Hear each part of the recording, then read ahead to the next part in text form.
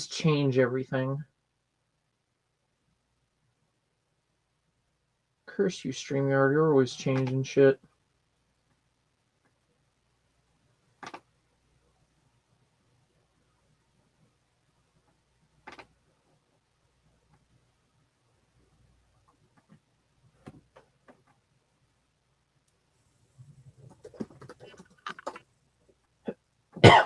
Echo, echo, echo, echo, echo.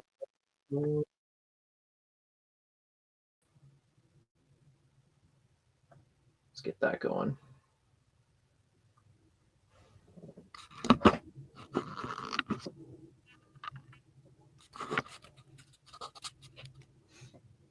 Hope you're doing well. The streamer keeps changing their layout, and it screws me.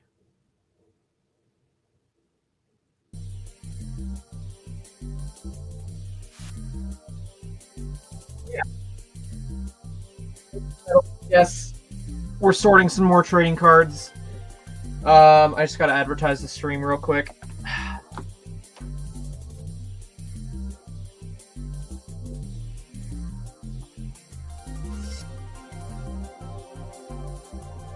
It's good timing too. My Amazon order of another binder that I needed arrived literally like 5 minutes ago.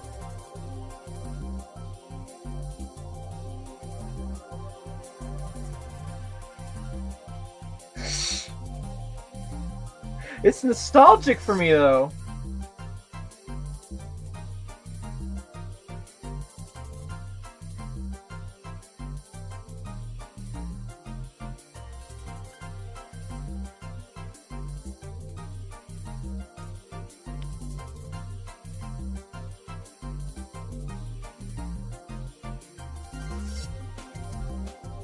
Okay. This is the new binder. We don't need this just quite yet, so we'll put it to the side. Just finished posting to Instagram regarding that. Where can I put my phone? I guess I'll put it here.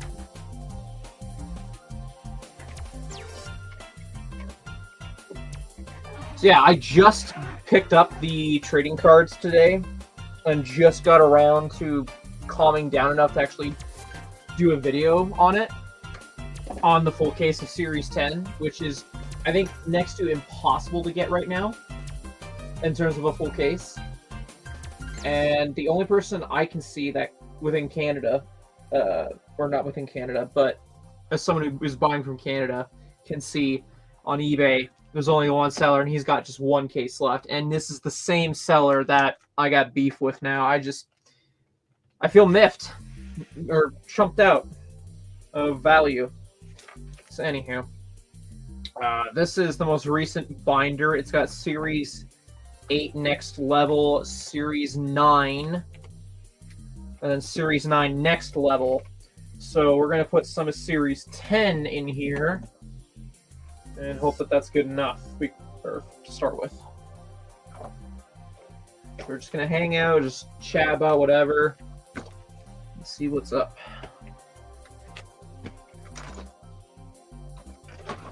See, and then that happens, and I'm like, ah.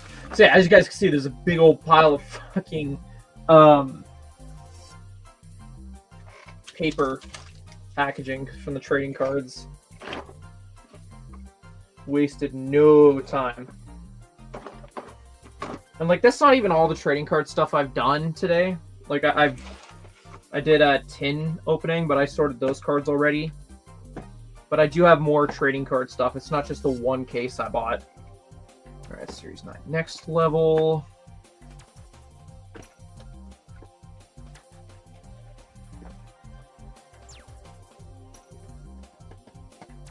Okay, I think we're going to start from here. I think the character cards. So I already did go as far as to pre-sort them numerical order.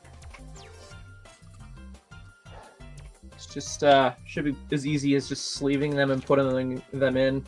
Now, I don't think I have near a complete set. I think I have half a set. Because, again, there's 36 packs in a case compared to the usual 50, and it just doesn't feel like it, you know?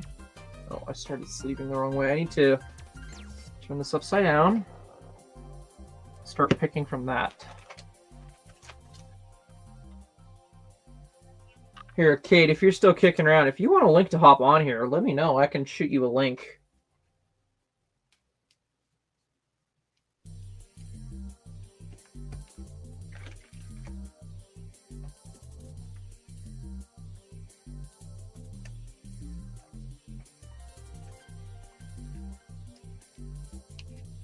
See, we're gonna go along with this pretty quickly because I got most of this pretty sorted.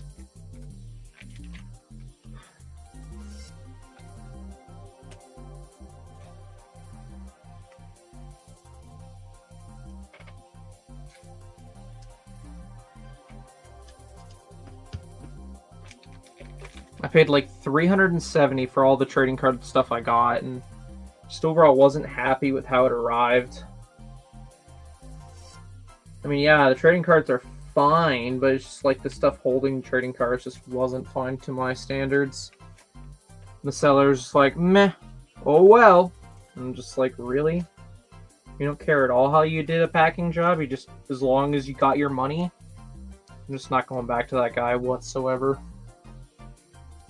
Just pissed me right off.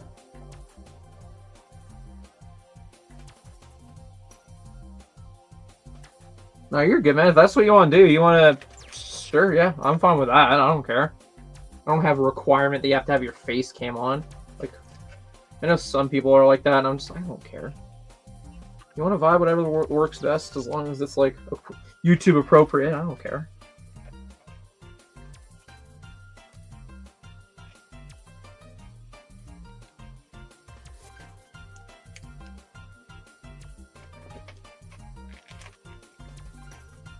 No worries. Just let me know when you want me to shoot you that link, and I will. I think with this binder, there's going to be like only two more pages worth to fill in, and then we can start on the new binder. And the fun thing about with Series 10 is it's the most recent series released, at least as of right now. Who knows? There might be Series 10 next level that could, for all I know, release in like 2 months. Who knows? I haven't been paying that close attention, and I really should be paying attention to Blue Ocean. Actually, I'm going to look up right now. Let's see.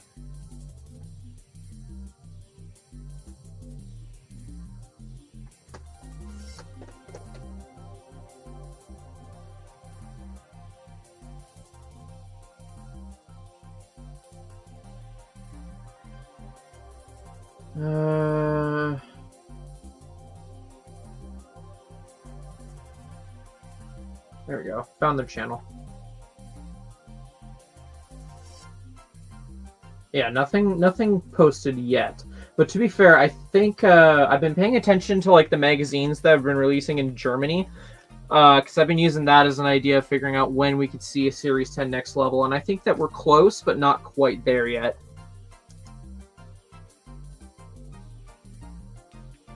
Because like, I would assume once they do the last limited edition in the lineup, then then they're gonna release the new wave of stuff to collect. 1920, 21, 22. Again, that's all speculation, though.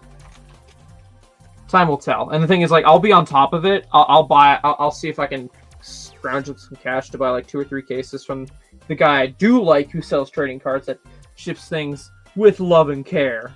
Unlike the guy who shipped these cards. Ugh.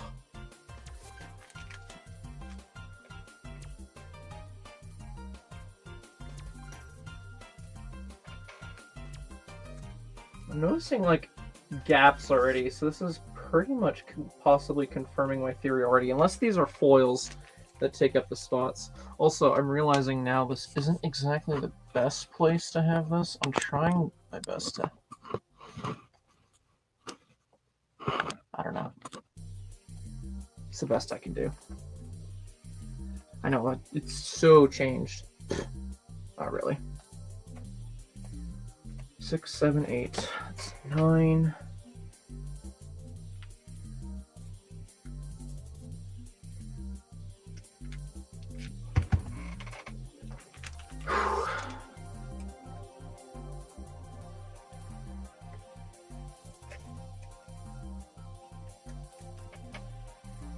I don't think there's any duplicates I care to keep, at least with this case opening. Which is probably a first.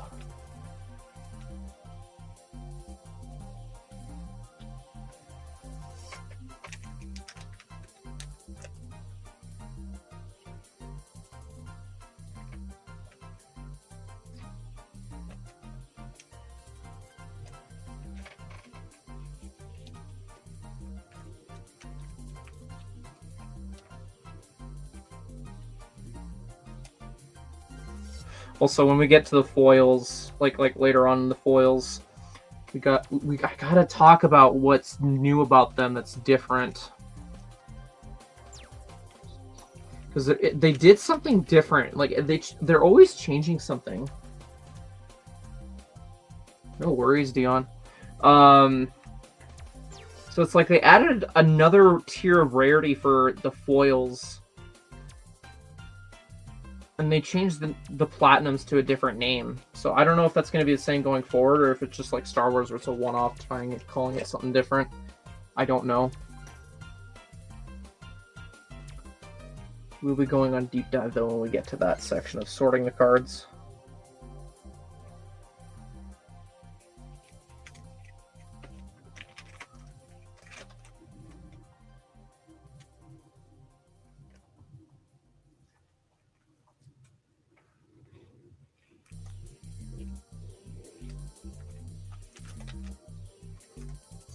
Also, I don't know, depending on like how many cards I'm missing after I open up like the blister pack and the multi-pack I bought, we'll see. Because I do have 2 more cases. I'm just kind of curious to see what I'm missing after all's said and done. If it's like the super rares, I'll just go after them individually. Just seems appropriate rather than just forking out more money on this and that. Grant, I've been streaming it as best as I can on Twitch. Okay, to be fair, I've since moved from streaming DVD on Twitch. I've now been streaming Dead Space at the moment, but yes, I've been playing. I've played the FNAF update. Great chapter. I've loved it. I own all the cosmetics now for Springtrap. It's a great update. Very faithful, I'd say. Once I finish Dead Space, I might take a bit of a break and play some more DVD streams before I move on to Dead Space 2. And in case you're wondering, the link to my Twitch, which has no streaming schedule, just like the channel here. But anywho, the link for that is in the description of here, right here. Oh yeah. Have you played DVD beforehand, or did you play just because of the FNAF chapter? 45, 46, 47.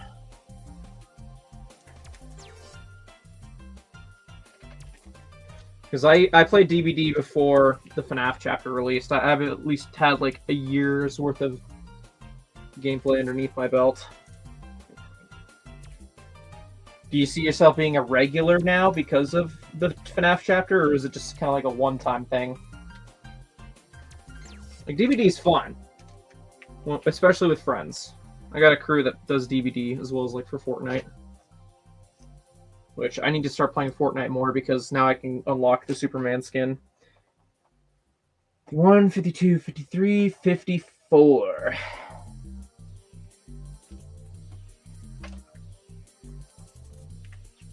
Ah, fair enough, fair enough. Okay, I gotta double check through the foils and go up to 55, I guess. So let's see.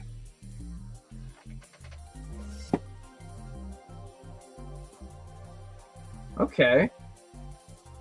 I'm tempted to start rewatching Transformers shows right now because I'm so hyped for the Soundwave release. Okay. So these foils.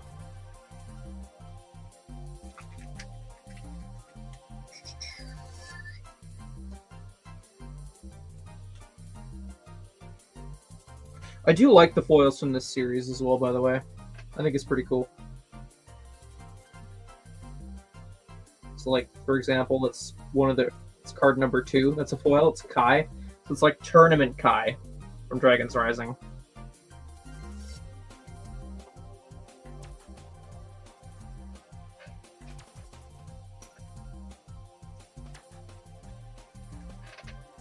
Oh, I left myself full screen. There we go. Whoopsie daisy.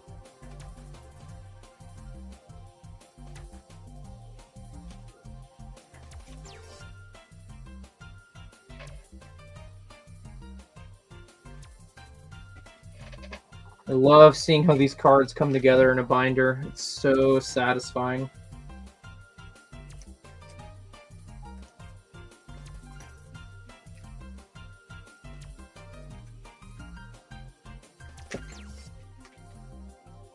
Oh, absolutely. Like, I don't know how I'm going to be able to make it work because, you know, summer's quite quiet in terms of shifts. But I'm going to find a way. I'm going to find a way to get Soundwave day one. Like, I've been trying to do more Lego set reviews so that way I can throw the extra pieces onto my store. Trying to kickstart the Bricklink a little bit. Because I think I need like 250 Canadian, and then I can get Soundwave.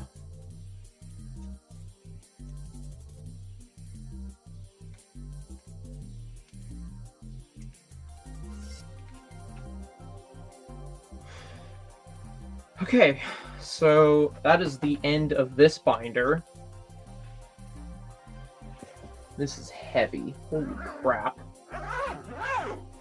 Like, look how thick this binder is. This is like the end of Series 8 next level, Series 9, Series 9 next level, and the beginning of Series 10. All in this binder. Quite a lot.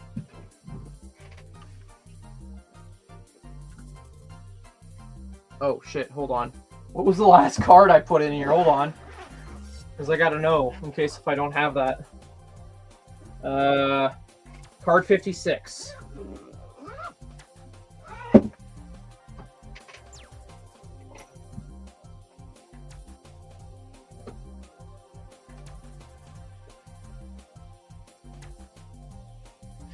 Eventually, I'm not quite sure. Like, movies is cool and all, but right now, it's like, go spend money to go see movies, or go save up money to get Soundwave. That's my mindset right now. Oh, and bills, I guess, too.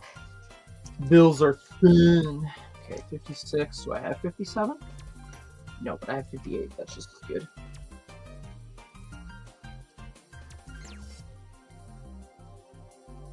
Starting a new binder!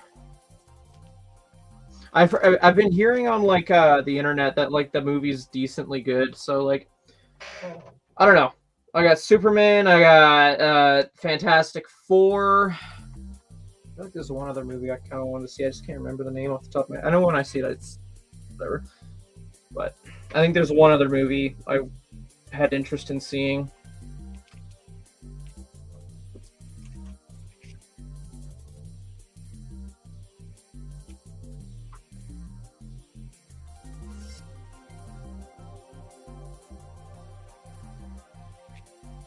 Okay, you know what I'm gonna go do? I'm going to, just for the sake of, I know this angle is not the best for you guys.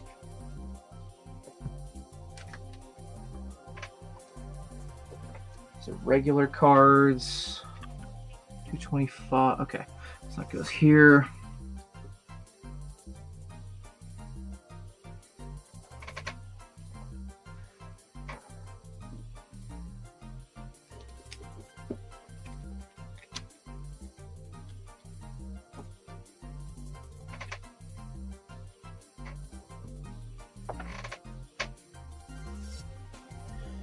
Okay. How's that? Is this gonna be better for y'all? All this packaging mumbo jumbo. I feel like this will be better angle for you guys.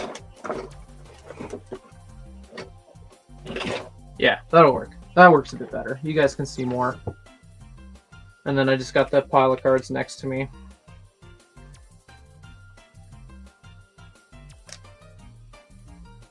$66. That's right here. I'm already sick of the Mario Kart. Let's try something else.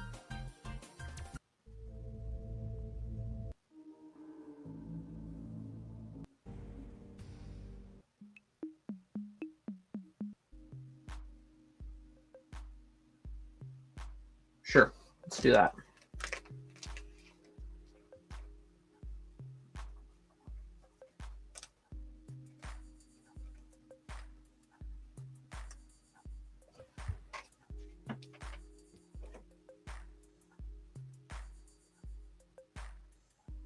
Oh yeah, true. Yeah, that was me with Lightyear. I didn't care what anyone said.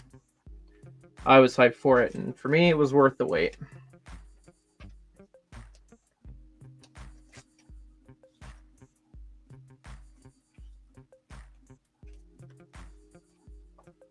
I'm thinking I should have had supper before I went live, but I'm so excited to like sort these cards.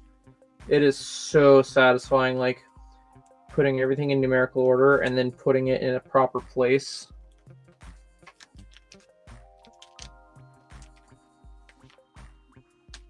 Oh yeah, that's cool. What kind of car? Oh, ooh, yikes. Should be fine.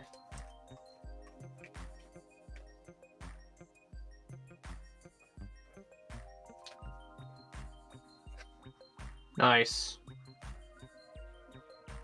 68, 69, there's 70.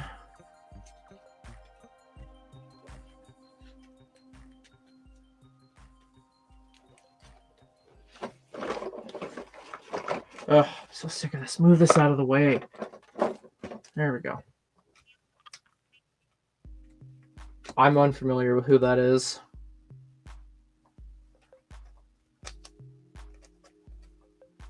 I'm not cultured like that, unfortunately.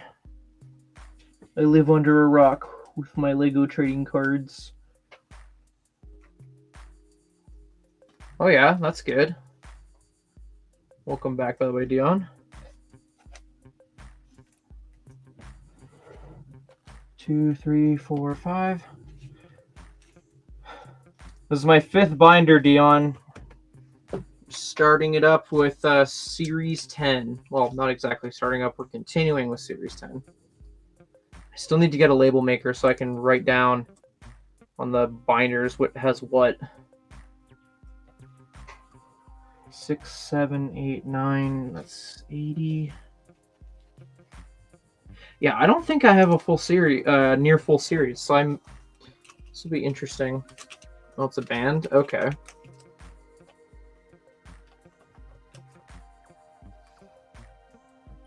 Nice. You should get in line for the grand opening. I think they do like grand openings promotions, right?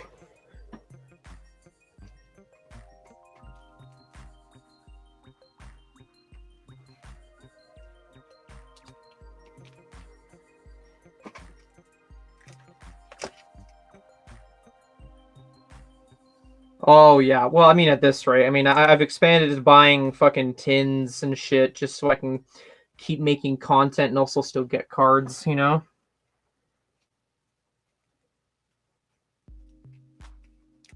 Thing is, I'm all caught up in terms of Series 3 through 10. I'm never going to get my hands on Series 1 and 2. I mean, not unless I'm willing to fork out like $60 for 2 packs and willing to do that like 100 fucking times. Like, just no, it's not happening. What is your Schwartz? Also, welcome, Greg Dillian.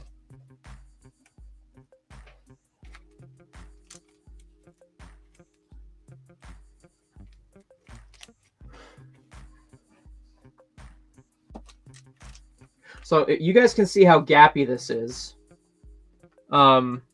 This is from a full case. Now, to be fair, I haven't added the foils yet, and that might fill in some gaps, but 36 packs in a case now. 7, 8, 9, 192. I see your message. I am going to send it. I think I heard, yeah, there was, yes. I've never seen Spaceballs. I know a lot of people love the crap out of it. It's on my to watch eventually list.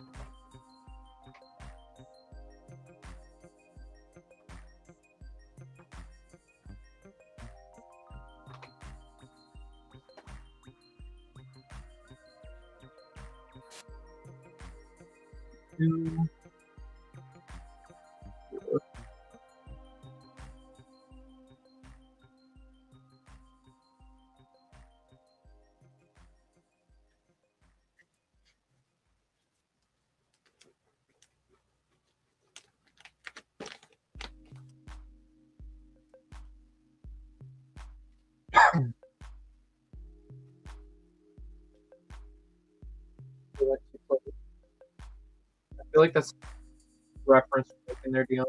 I don't get it. I don't know it yet. I don't know the reference. 5, 6, 7. Nice. Yeah, a lot of people are posting that they're going to see Superman. I won't be one of those just yet. I gotta save for Soundwave. How's it going, Collector? Going pretty good. How about you? Could be better, could be worse. On the one hand, yay, I get to sort cards. On the other hand, getting the cards is what caused my anger. Yeah, there's always going to be those sellers. Yeah, I was hoping that he'd show some remorse, some accountability. I know that's a bit much these days, I guess. When I called him out, and he's just like, "Sorry, man, not my fault that like the thing is just crap, like the packaging is crap." And I'm like, "Okay, but like, look at this, right? That's like, you know, you take some tape and you rip off like that's not just shuffling around, which is what the other cases were like." And then on top of that, Buddy just threw it all in a box. No padding, packaging, or bubble wrap, nothing. He just threw it in a box, sent it from Germany all the way to me in Canada.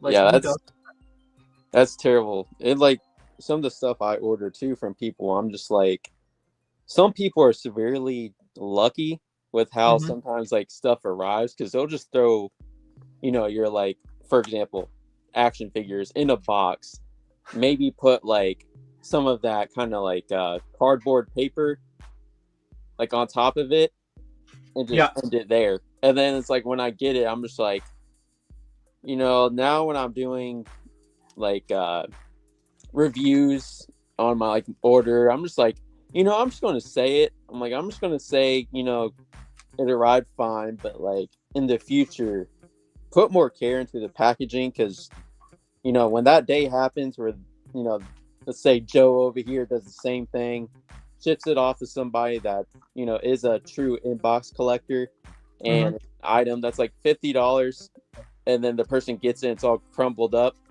Yeah, that's going to be a bad situation. So yeah. I haven't left any feedback yet, because I mean, I'm looking at the guy's feedback, and anytime anyone left negative or neutral feedback, he's getting all defensive, because like, you know how like sellers, you can leave a reply on eBay. He's like getting very defensive, and it's just like, come on, man. So I mean, like, I can understand if like the blister pack or whatever had some creasing on it because there was some packing care put into it, but like, I get where he's coming from, where the packaging is shit quality, fine. But again, it all boils down to like, it could have been prevented, some of the issue that I had, if there was at least some effort. Like, okay, if it was like, let's say $30 for the stuff I bought off of him, fine, whatever, I can let that be water under the bridge. But this is like almost $400 Canadian worth of shit I bought after duties and fees were paid. Yeah, so I'm just like, really? You're just gonna take $300? Like, even you know, like, I get like anything over a $50 order. I mean, unless it's just like a handful of pieces or whatever. Point is, even if I get anything over $50, I make sure it's packed well enough, you know, or, you know, an elephant sits on it, it's gonna have some resistance before crushing it, you know. And like, yeah, okay, fair. The carrier is to blame as well with how they handle the package, sure, but it's also on the seller's job to account for the carrier to be an asshole and make sure that the product arrives safely. And it's just, I've never had an issue off of eBay. Okay, I had a video game that was thrown in a bubble mailer, but like, again, $20 fucking item, you know, like, it's like, I messed with the guy, he gave me a refund, whatever, it was water under the bridge, pretty easy. But again, almost $400 of this shit. Sure, you could argue it's minuscule stuff, but to me, it's like, dude, I'm doing content on this. I don't like that I have to open a pack and like I have this right at the front. And this is the best box I had out of the 3 I ordered, and you know, no care whatsoever. Like, yes, the cards themselves, for the most part, as far as I've looked into so far, are fine. I'm just frustrated. That's all of it. Like, how do you be so lazy with that? It just boggles my mind. And he has like 2,000 pieces of feedback. Like, how? Yeah, I don't. Yeah, some of these people are just inconsiderate, like, for real. Like, I mean, most of the time too, when I ship out something, I feel like I'm being overprotective. Like I'll have probably like a mix of plastic bags in there, bubble wrap, Mm-hmm. and even more if I see like, because I don't trust like postal carriers anymore after like I've seen and witnessed a couple of things, but like Yeah. even if I'll have like maybe 2 inches or 3 inches away from the item or like the top of the bubble wrap to the top of the box, I still try to like get to the point where it's like there's almost little to no space because I want to be protective because some of them will probably pack or put like some 50-pound box on top of it. Yeah. And then if there's that space, it's just going to bend down and then ruin obviously what you ordered. Like literally whenever I ship out like pieces or whatever, I do the shake test where before I even fully seal it up, where like I do like a tumble, with the box just to see how much is it shifting around, and is it just the pieces shifting around, or is it like the bag holding the pieces, bouncing around? Because if I hear the pieces bouncing around quite a lot, I'll like redo how I pack it, just because I mean, might as well. 12, 13, 14, 15, 16. So, like, I don't know. It's unfortunate because I feel like I kind of had no choice but to buy from that guy because he was the only one that had full cases of Series 10. I could have found blister packs or multi-packs elsewhere, but he was the only one that had a full case. And so, I mean, now that I'm all caught up, great. I don't ever have to worry about buying from that asshole again. But it's just, like, I hate that that's how that turned out. And the thing is, like, I was like, do I even bother going through PayPal complaining? I'm just like going to that extreme. I'm like, no, because he's going to be like, the actual product itself is fine. It's not damaged. Just the box is damaged. He seems like the kind of guy that would put up a fuss if I tried to hit him that hard. Sorry? Oh, I said it sounds like it. Yeah. So like he stopped replying to my messages, and that was like, I want to say 7 hours ago. See, that's the thing too. I hate at times because it's like you get afraid to put something negative because they'll just come right back and review you too and say something negative. So and that's why I haven't done anything yet. Like I know if I put neutral, he's gonna put up a defense response to my comment, and then he might go ahead and do negative on me. And of course that impacts me as a buyer. But I'm just like, sometimes you gotta bite the bullet, I feel like. But yeah, I didn't. Okay, so I'll admit, I didn't. I opened up the package, went straight to complaining to him, and then after it was like 4 hours of not hearing anything from him, then I opened up the case and the tin. Okay, that was another thing I was worried about. I bought a tin, not because I needed it, but because it was like $10 cheaper than the guy I normally buy from, and I'm like, fuck it, might as well. And I was really worried when I saw the box, the shipping box. I was really worried of the tin out of everything because I was hearing everything shift around. I'm like, please don't tell me you did this the way it sounds like. And I was like, I swear if the tin got so much as a ding in it, because like, again, sure, box, whatever, not as much value to it, but the tin, where that's the whole point of buying it, is the collectible tin. I would definitely I would definitely been going to PayPal in a heartbeat then for a refund. Yeah, I definitely would. But yeah, I mean, to be fair, I didn't really tell the guy what exactly I was looking for. I'm just like, dude, come on, what can we do about this situation? Because like, you're an asshole. And he just kind of left me on red. So I'm just like, okay, that's fine. I'll just rant about it, warn anyone else who's debating about it, and then I'll leave neutral feedback, and then we'll be carrying on with my life. So, but that being said, I have started looking at that other guy's store that I buy from, and I'm like, okay, I like the tins. It's something unique, and again, still no one's posting content about it, which I like to do. I like posting content that no one really does that I'm interested in. And I'm just like, I may or may not have another eBay cart ready to go of just nothing but Lego trading card tins. But that's going to sit in my cart for a while because I have to buy Soundwave first. Oh, wait, 23, 24, 25. Okay, it actually goes here. Oh, what happened? Did I accidentally remove you? What happened? No, I accidentally removed myself. Oh, thought okay. I was like, I know I'm accidentally tapping the laptop, but I hope Yeah, I no, I saw this button at the bottom because I think I may switch over to my laptop right. because one, not having my logo right there is like bothering me. Yeah, So much. I'll admit it's kind of bothering me too because if like someone comes in like, who the heck is this guy? Yeah. So. And I thought the little button here at the bottom was like a share button, so when I hit it, just kicks me out. I was like, well, guess Yeah, I know. that. I don't like how like StreamYard's updated everything, and like I don't like change. You know, like give me a heads up what you're changing before you change it. You know. Hey YOLO, how's it going? 829, 30. Yeah, if you want to swap over, that's no worries on my end. Oh, is that the share button? Okay, I see it now. Yeah, it's a profile picture with a plus on it. Okay.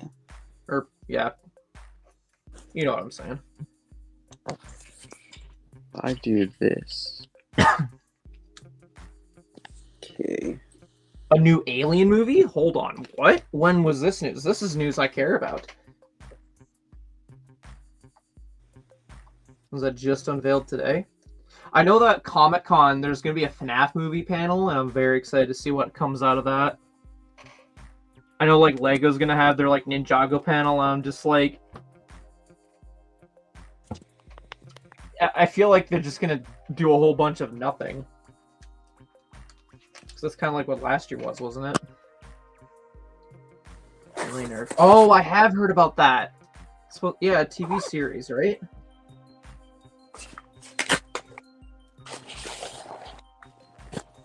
I still gotta watch the Predator anime, whatever, on Disney.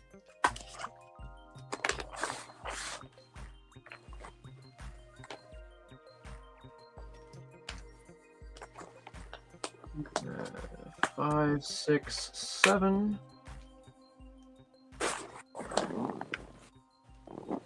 Yeah, I'm gonna start paying attention to Blue Ocean's page for when they announce Series 10 Next Level. I want to get on that as it releases.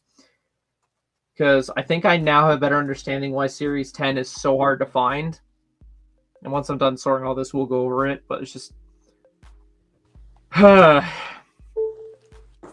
makes sense now why only one guy had left. Because, like, these released in, like, January. And, like, I could still find cases for, like, any other Ninjago series. But it's just Series 10... next to impossible at this rate.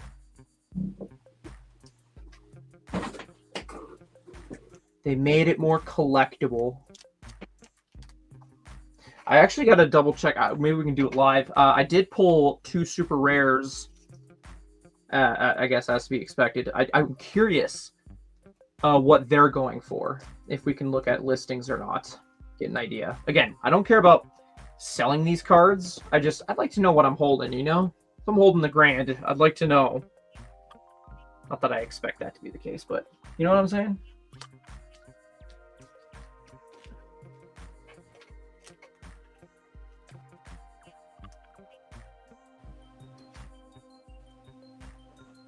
Uh, 4, 5, and 6.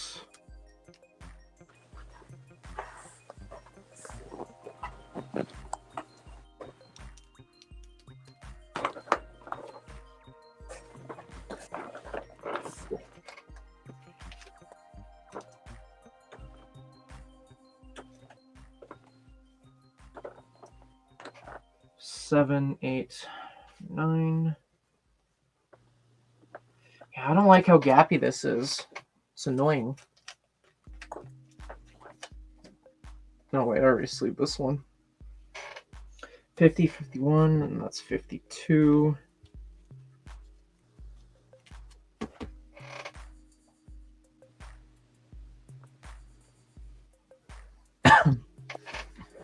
Now we got the screenshot cards.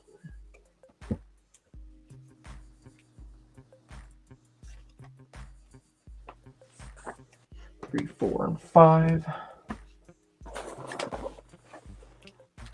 See, I'm kind of like, should I have bought another album just to like really plan? I'm just like, no, that kind of seems like a waste right now. But it's on sale for $10 off. You.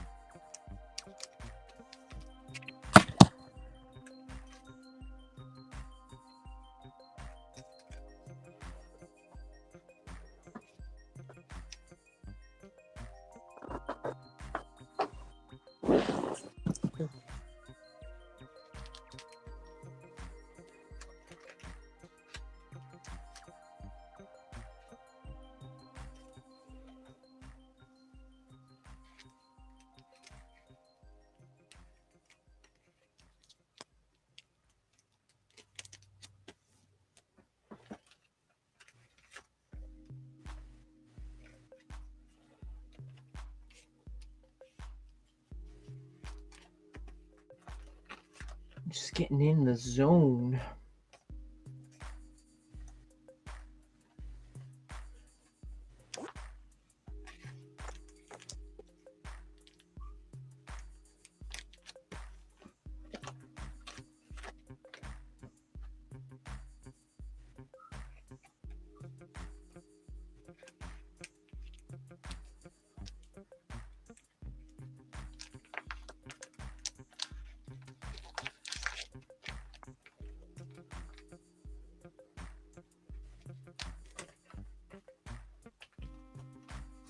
What other movies and shows are coming out that I don't know about?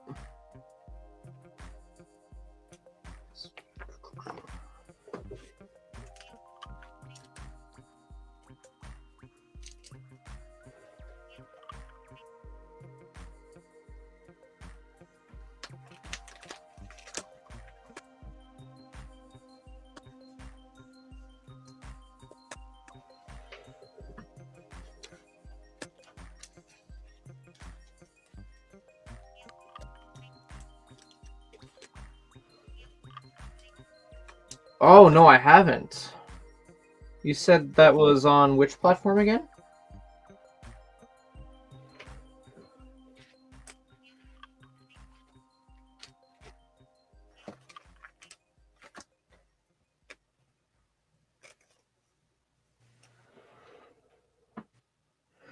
'69, '70, '71, '72, '73, '74, '75, '76, '77, '78. That's quite a gap. Holy crap. Adult Swim. Okay.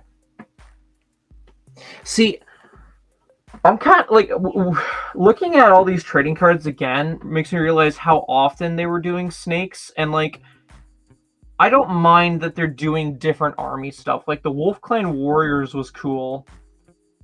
And the Dragonians and the whatchamacallit else.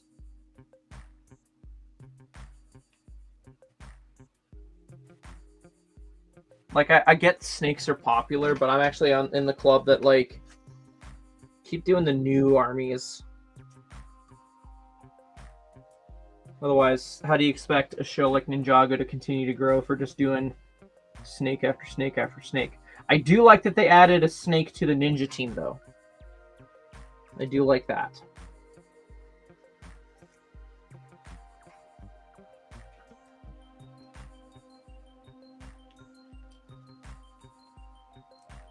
Oh my goodness, I would kill for another Ninjroid-esque army.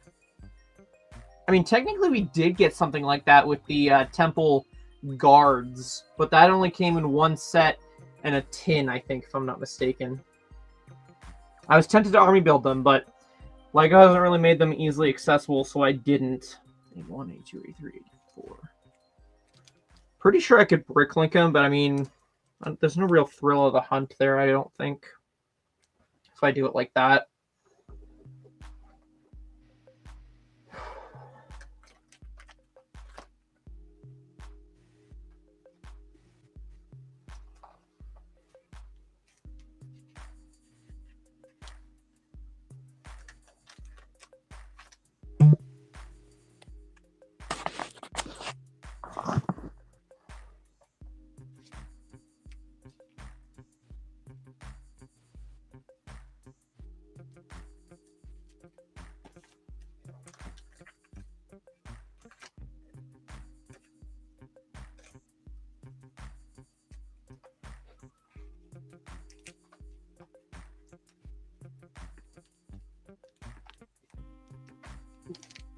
There we go. See, I think it'd be cool if we got a Cyberpunk season. Make it all about Zane somehow. Cyberpunk-like army. They could do it.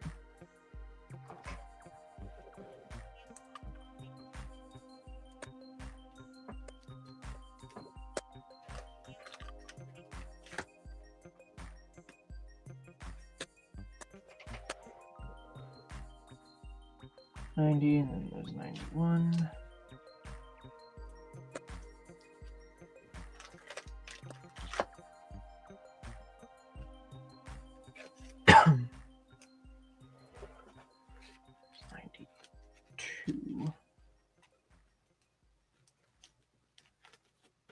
I need to stretch. I've been at my desk all day. Oh.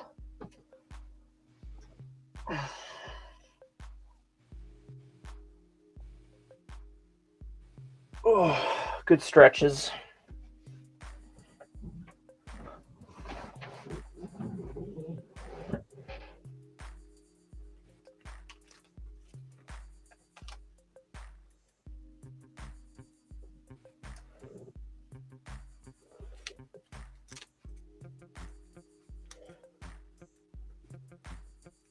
I don't know. The more I get these Ninjago trading cards, like the screenshot cards are fine.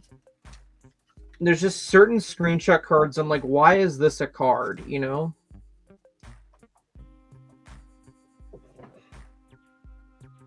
And like, I'm kind of the mindset of if they're gonna cut back on, or sorry, they're gonna add more cards. I need them to kind of cut back on like the screenshot cards because it's like at least 100 of the card, or maybe it's more like 80, that are just the screenshot / set cards, and I'm just like, no, give me character cards or something like that, like more foils or whatever. Because these are just fillers as far as I'm concerned.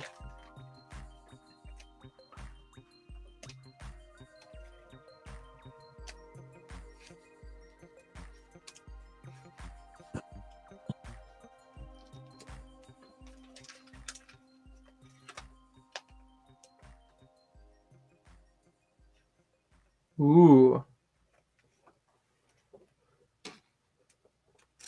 Yeah, keep me posted on that. I know you sent me some messages regarding your little habitat. I just haven't had a chance to read them yet. I was too busy filming trading card content.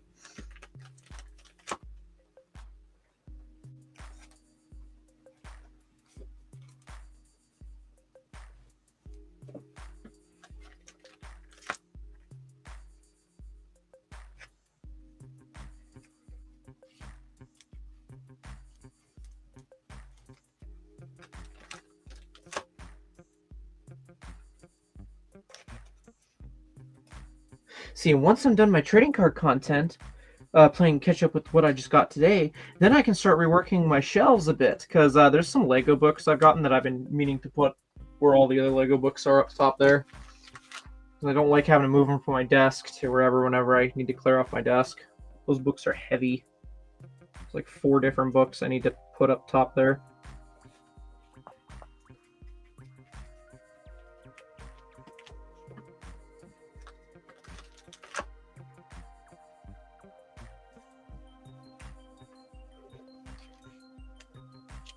I also still got to review the UCS Jenga set so I can throw those antennas in your pile there, Dion.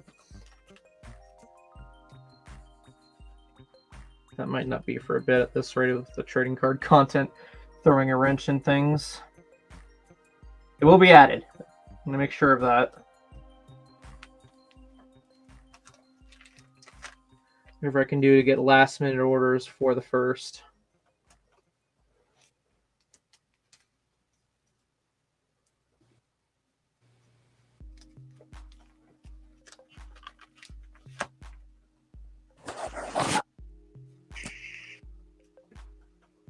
Five, 6, and that's 7.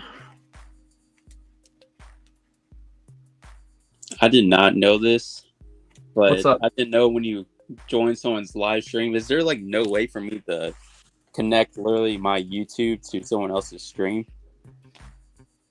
What do you mean, like connect your YouTube? So therefore, like my actual avatar like transfers over. I think it's as simple as like, if you hover over your profile. Let's see. Let's do it on mine. I don't want to accidentally screw yours up. Yeah, the little 3 dots on the top right corner. You click on that. You'll have edit name and then edit avatar, and then it's just as simple as clicking your avatar. Okay. Change it, however.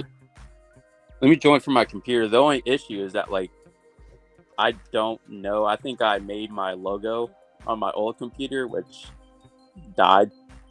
So I never was able to like transfer it over. I mean, what you could do is you can just open a Google tab, go to your channel, drag the profile picture onto your desktop, and it'll create a copy, and then you Oh. can use that, and then whatchamacallit, make that.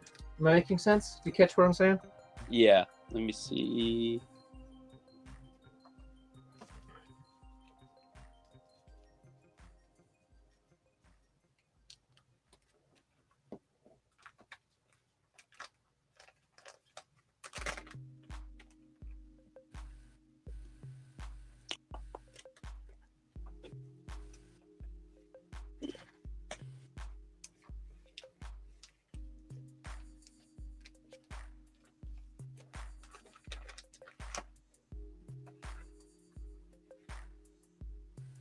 Okay.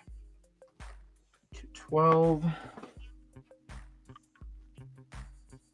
I gonna fluke into being able to just put the puzzle cards exactly where I need it?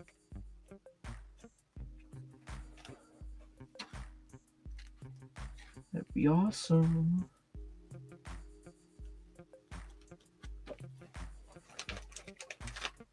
Something interesting about the puzzle cards. I guess we'll find out like once I sleeve them and put them in the binder here. I only got enough to form 2 puzzles rather than 3, which I found to be a bit odd. It was like, do they cut off one set of puzzle cards or what? It'd be interesting to find out.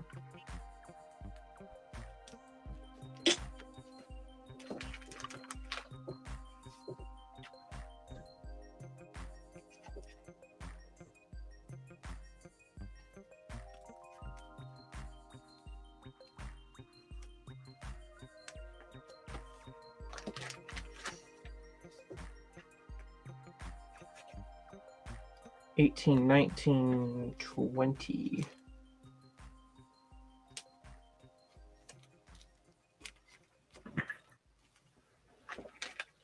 Well, good thing you're the tech genius here, because all right, I'm gonna leave from this one. You're good. No worries.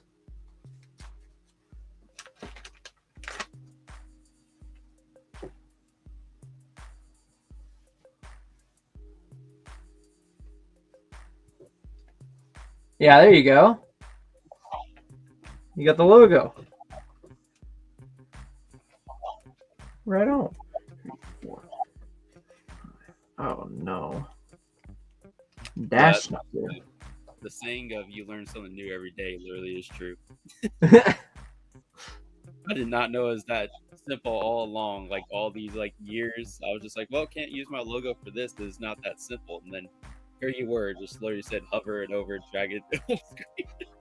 I used to do that all the time with because sometimes when making thumbnails, I have to go Google Images, and that's how I do it, is I take the image, drag it, and then sometimes I have to trim the image or whatever accordingly. Yeah, I really thought I was cooked. Nah, you're good. You're good. Let's see. You know, for the sake of it, I'm not really up and about on my bed. Whenever I do that and actually put figures up, yeah, I'm turning my camera back off. But for now, I'm just going to turn it on. Oh, what? You're good. Oh, whoops. Oh, that's cool. I hate the virtual background, though. I forgot to change that. That's cool.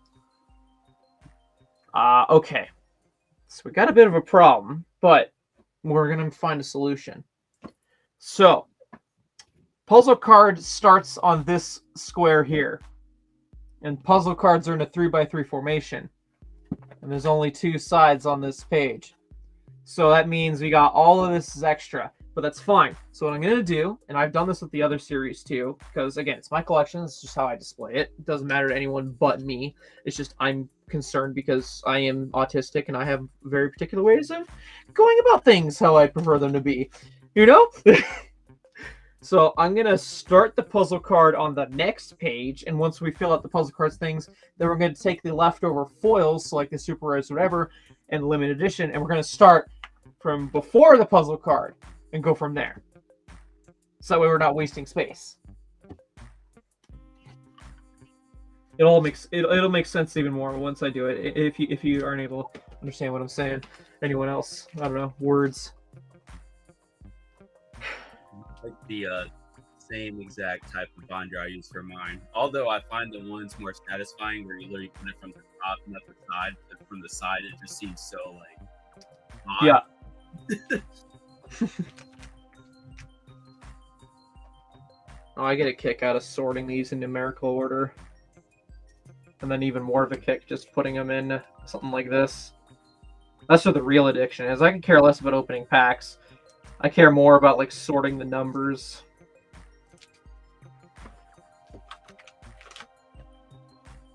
I am glad though, like the puzzle pieces and stuff kind of have like the numbers at the bottom. Because sometimes, yes, I mean, there's some of them that I'm pretty sure there's one of them that had the same number as like another puzzle piece. But like you can kind of tell when you had multiples of that same puzzle.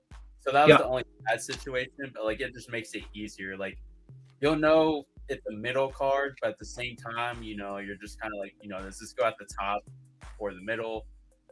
So I have noticed that as the series have gone along, whether it be Star Wars or Ninjago, they've made the borders more apparent so that you can figure out if it's a border or not. I do like that evolution of sorts.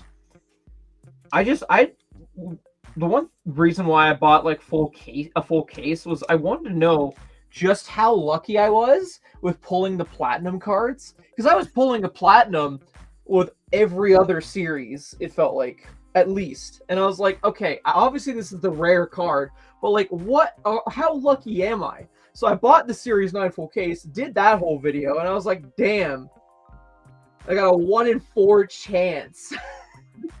or yeah, whatever, you know, like, because there's 4 platinums, and like out of a full case you get 2 platinums guaranteed. So I'm not like a huge Ninjago guy like you are, but I do like the sets, such as space reasons. But I do like getting some figs here and there. But I have to say, I think I enjoyed it more opening Ninjago cards than I did the Star Wars ones. I feel like the Ninjago ones are just a lot more unique. Like they have better designs. That's exactly what I'm saying. Because, okay, to be fair, you can only reinvent the wheel so many times with Lego Star Wars characters, whereas with the Ninjago, it's like it writes it themselves. Oh, new season, new set of outfits with the same character. Sure, that's a different card, and it looks so visually appealing because you're not.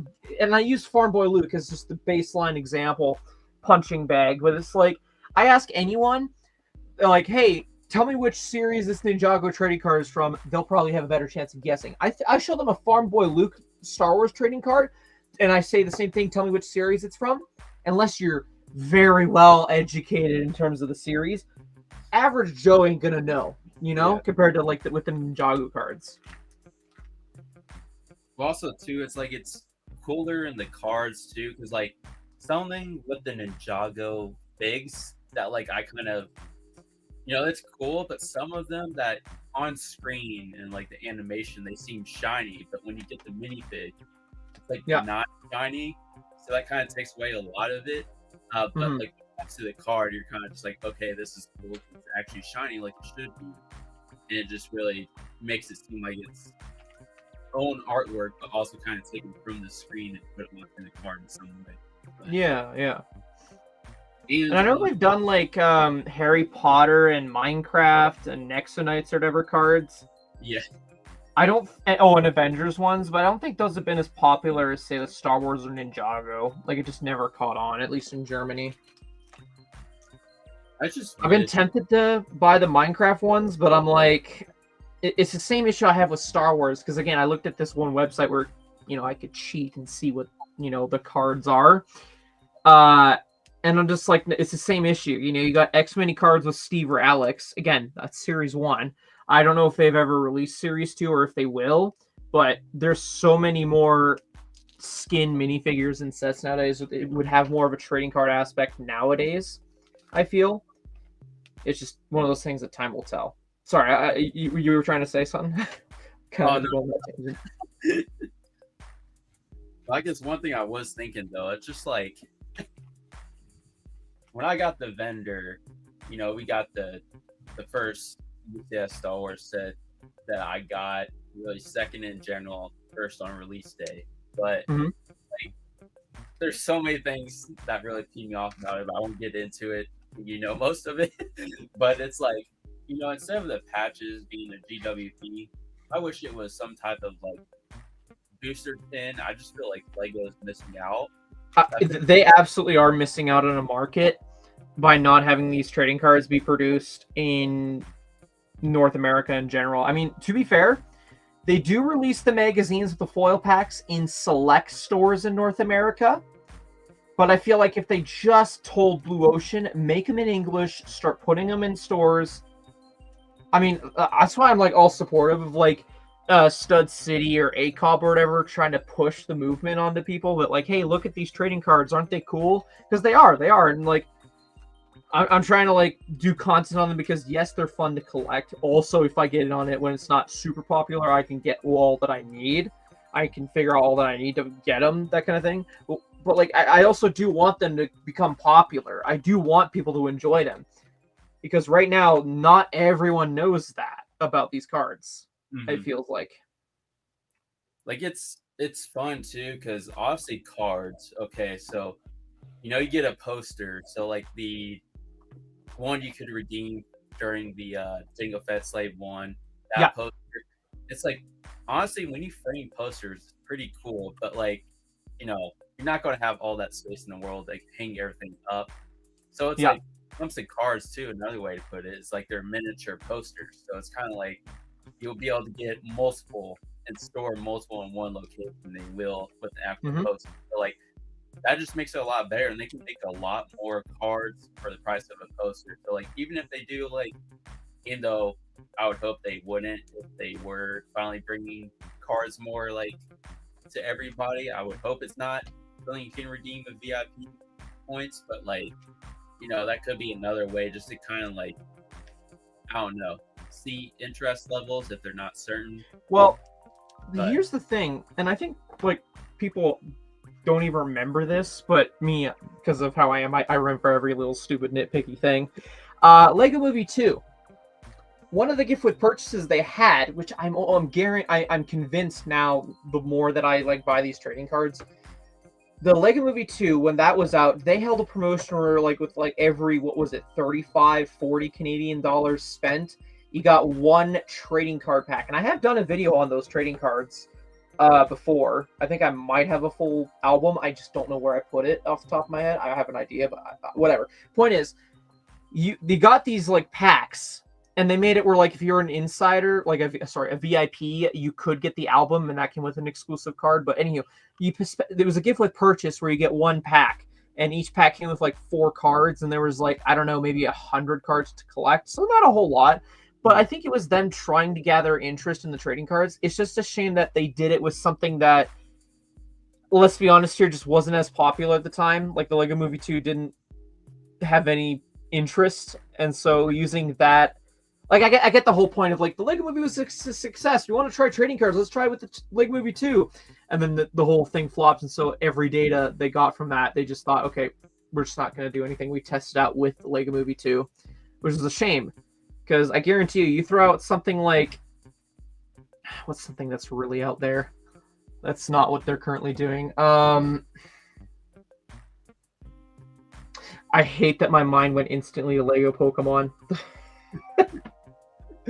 But, I mean, if they try again with something more well-known, I guarantee they'll get the numbers they're looking for them to feel confident to go to Blue Ocean and be like, yo, whatever. But another way they can go about it, which is again why I'm so for Stud City and ACOB doing it, you get a bunch of land members that clue into this and start doing content on it, then they get the numbers, because they have to report those numbers, you know? Like, and so, whatever, yada, yada, yada. They show that there's interest, there's a market for it. That's all it takes. Yeah, that's exactly what I'm thinking. It would be cool to do, like, some Lego Pokemon style cards, like when it first drops or like the first set drops, but there is that figure factor that you get the, you know, Pokemon scalpers that somehow come in and yeah I think it all just boils down to how they do the rarities of everything. Like they're trying out with the tiles, for example, again. with the mystery tiles, which they first tried to do with Harry Potter, and I think for the most part Harry Potter fans liked that. But they're trying that same tactic again with One Piece. Now, I've never seen One Piece. I don't know why that would be relevant.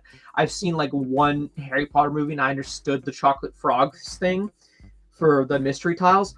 For the wanted posters, I don't necessarily understand why that's a mystery aspect. Again, I'm pretty sure the rarity of it isn't all that hard. I mean, if you get all the sets, there's a good chance you get all the posters. And again, Bricklink exists. So,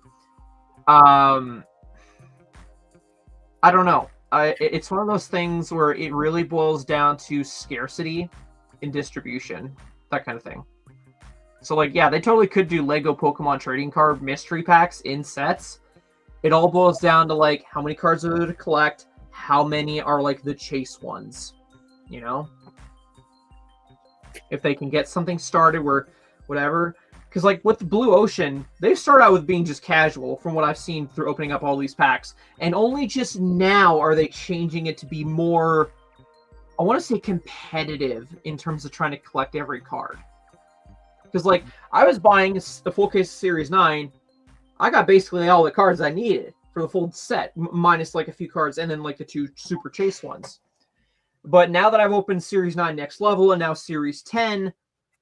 I'm still missing a handful of cards. Not that that's an issue for me, for the most part, but it's just like they're testing the waters, etc. Yada yada yada. It's all about figuring out interest and all that shenanigans. They definitely improved like the artwork too, because I know some of the Series 1 for Star Wars was pretty rough. Like you had Yoda looking like he just got off, like, you know, smoking some drugs. Here, but it's like you looked at, and then I can't remember if there's a Padme, but I'm pretty sure there was. But like she looked derpy.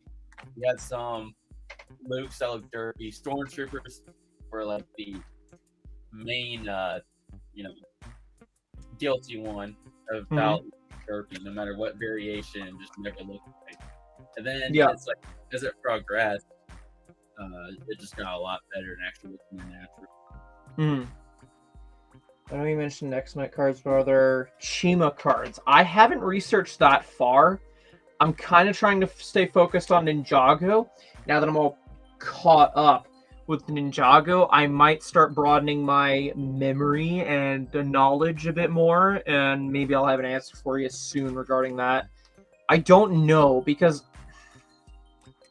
again, if you ask anyone what they remember collecting and finding cooler on store shelves, Chima versus Nexo Knights, biased opinion incoming, but I bet you they would say Nexo Knights over Chima. But, well, who knows?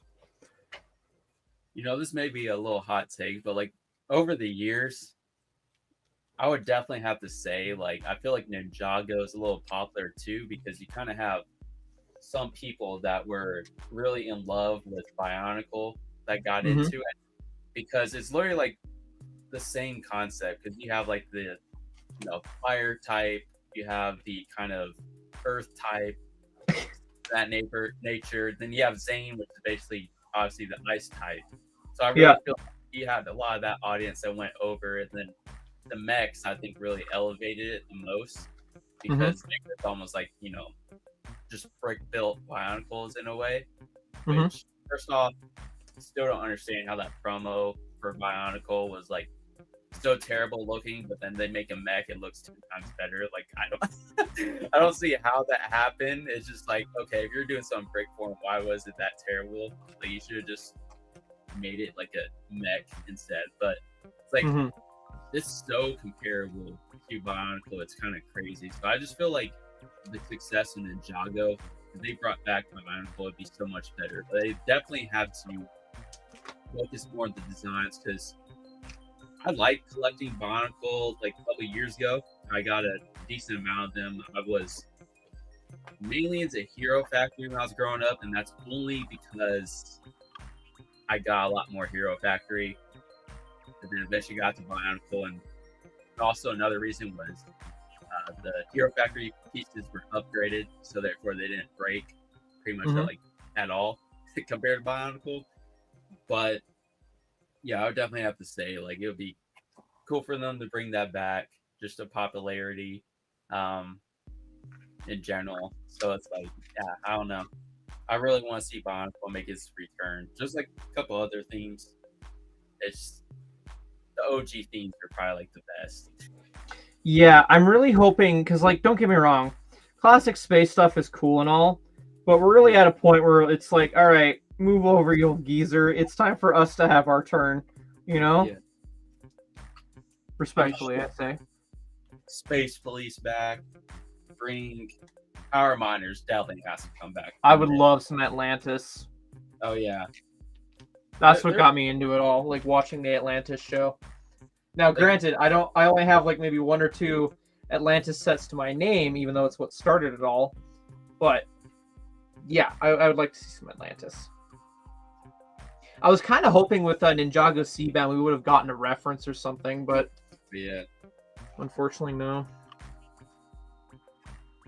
Well, it's kind of like the because yeah, I'm not caught up in Ninjago, but I did watch that season since it was older. Mm-hmm. But I feel like in a way the snakes kind of look like because I didn't watch Atlantis or anything like that, but Yeah. I did get a minifig from like a random lot years ago, and it's almost like the blue snake looks almost like that minifig in a way, just like upgraded.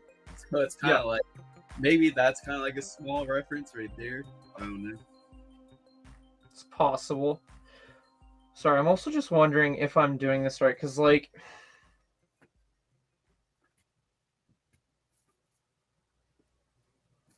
Okay.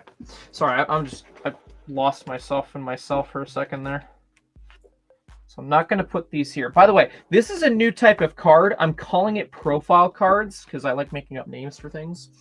That's what they look like. Oh, sick. It's cool. It's cool. But I just looked at the number. This is 244. No, wait. It's 45, but I do have 244. And then the puzzle card I have is 243. So they downed a whole puzzle card in exchange for these. So I'm not sure how I feel about that. And I hope maybe we'll see if that ends up being the new norm or not. We got to wait till like Series 11 to find that out. What was on the back of that card? It looked like So the same thing as like with the puzzle cards. It's just a weird design. Nothing too important, I would say. It's still kind of cool though. Yeah. Oh yeah.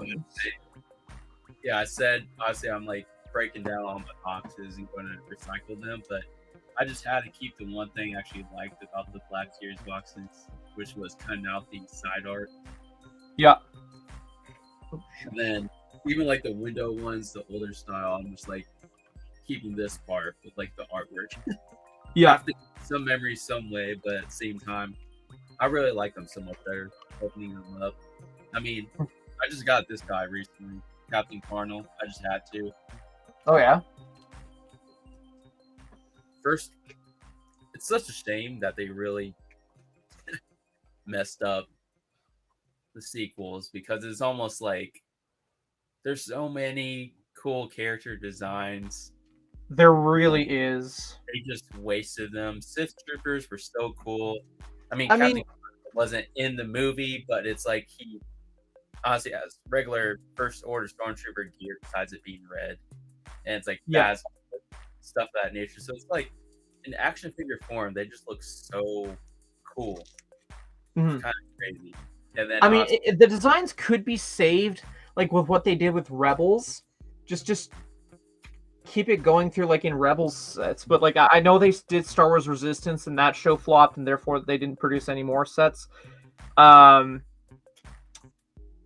I think main issue with Resistance was they called it Star Wars Resistance, and it had like the only attachment to the Resistance there was what was his name, Cass or whatever. He was a spy. That's his attack. That's why it's called Star Wars, because he's a spy for the Resistance at some weird racing station.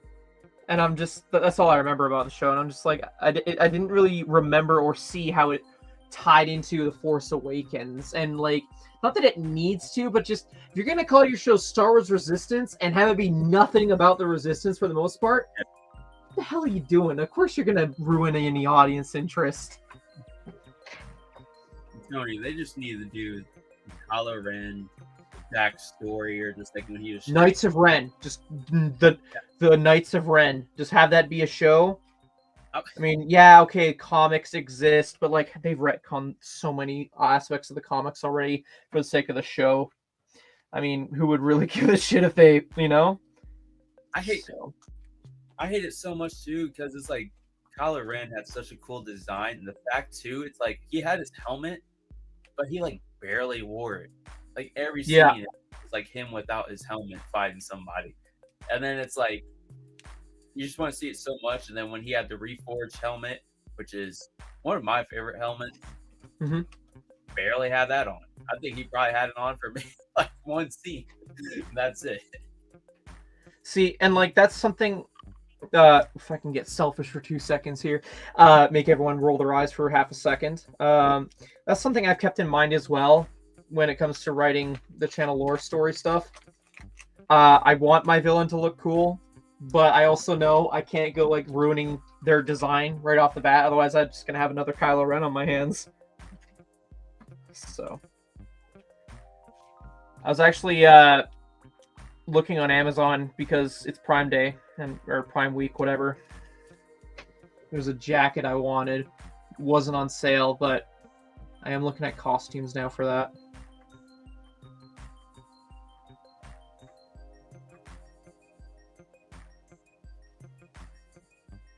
Yeah, if I ever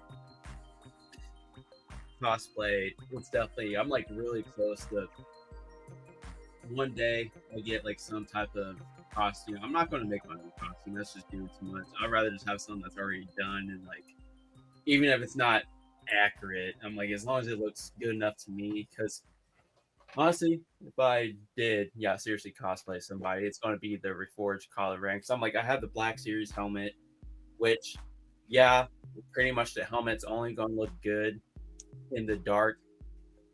Like, it's still cheap and cool, and then plus it's like you have all the ones that are made by actual people with just the red lines.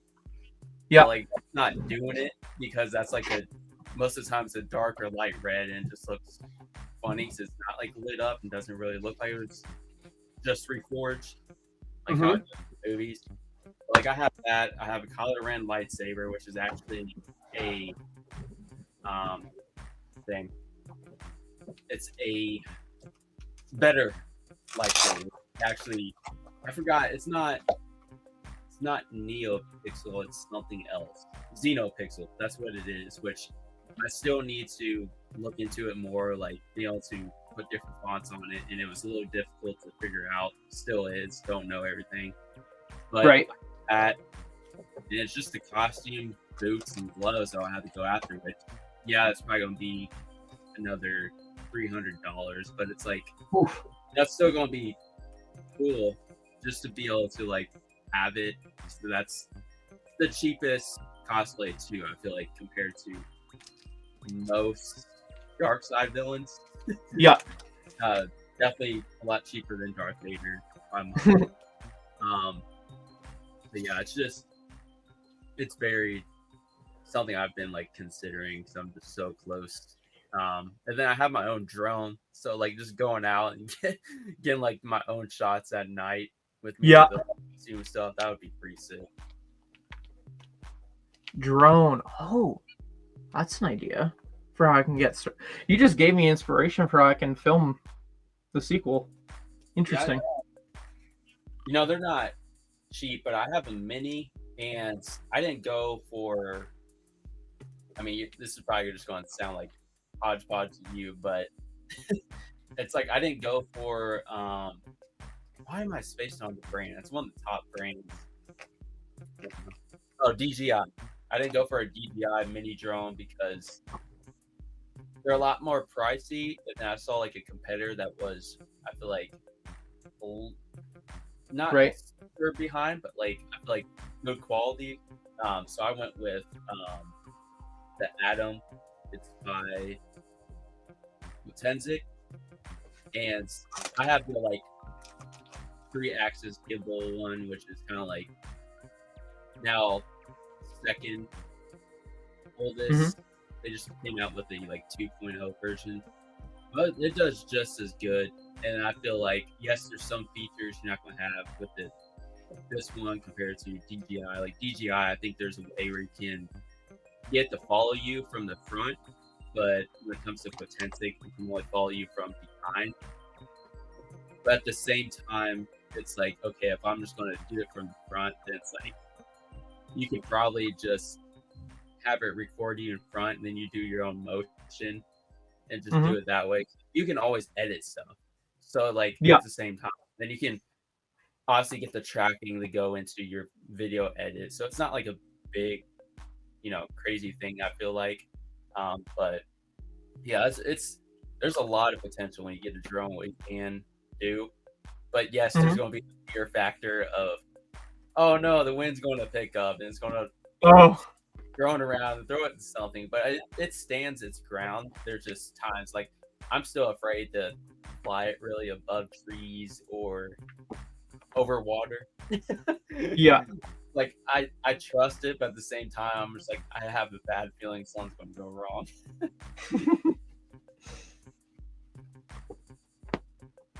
Okay. Interesting. So we've now put all the cards into the album, and I now get to see how gappy it all is. This is all one case worth, by the way.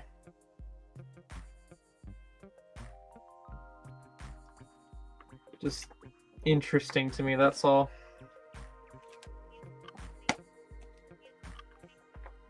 Oh yeah, so platinums used to be like the super rare ones. There was always 4 platinums. So they've gotten rid of 1 puzzle card in exchange for the profile cards. And now I understand. So, okay. How do I explain it? So on average, you get a pack that comes with 6 cards. You get like maybe 2 character cards, 2 or 3 character cards, depending on what your pull luck was. Maybe a puzzle card in there, whatever. It always ended up being you get 1 foil. So in terms of like the regular cards that go in between with like the character cards, those are like the common foils.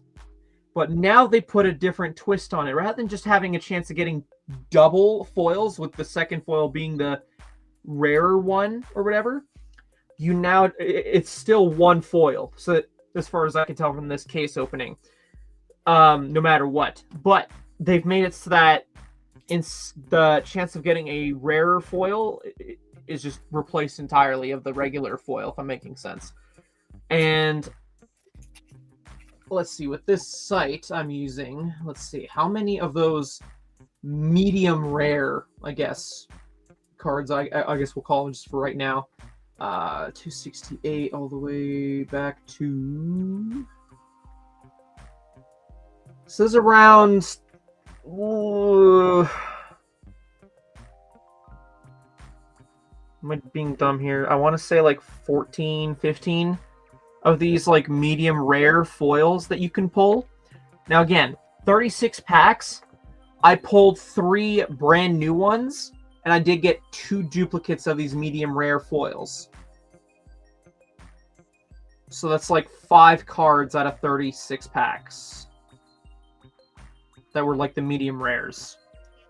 And then platinum, at least for this series, is called ruby cards, and those are the super rare ones. So to show you what I'm talking about in terms of like medium rare and then super rare, just going to pull these out. And then let's see, come on, give me one. Sure, that works. So just for the sake of giving an example, okay. So you got your regular foil, your medium rare foil, That's a sick card. and then your ruby card. Those are the different levels of rarity. Whereas before, it was always like these two, except this level was the super rare. So there's like now a third tier now, basically, is what I'm saying. I think I prefer that second card you held up, the one with, I think it's Moro or Roz? Moro. Yeah, Yeah. that one's sick. Let's see, here's the next thing we're going to do. We're going to look up how much these cards are and then the ruby cards. Because this and the ruby cards are like the chase ones. And the ruby cards are absolutely the reason why Series 10 is so hard to find. Because while I said there's like, I don't know, 15, I might be numbering. There's like 15 of those medium rare cards. There is also, in terms of the ruby cards, 1, 2... 3, 4, 5, 6, 7, 8, 9, 10 of the ruby cards that you can track down.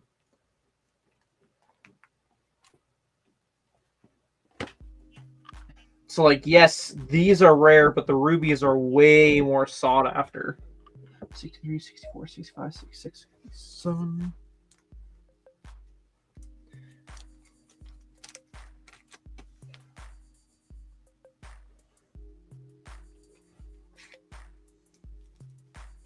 And then I am so glad. I mean, after all, like, to be fair, still kind of annoyed with the seller, but all said and done, I'm still kind of glad I bought 3 cases, because even after I open up the blister pack and the multi-pack, which is just 8 more cards plus 2 limited editions, I still am going to need at least for sure 1 more case to fill it out to the point where I can just buy cards individually. I feel I could be wrong, but I'm hoping.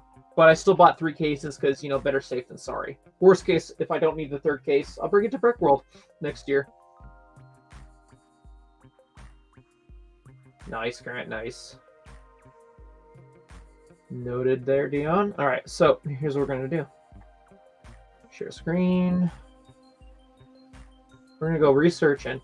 We're going to go find out how much money is money. Okay. It's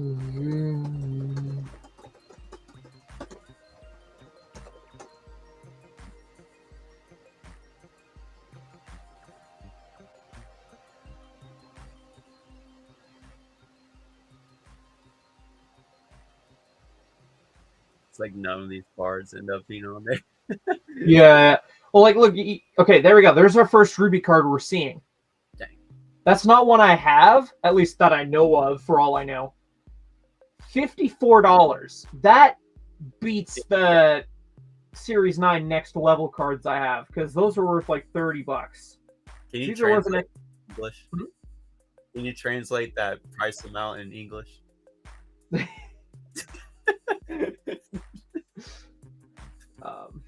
Oh yeah, that's from the seller I buy from.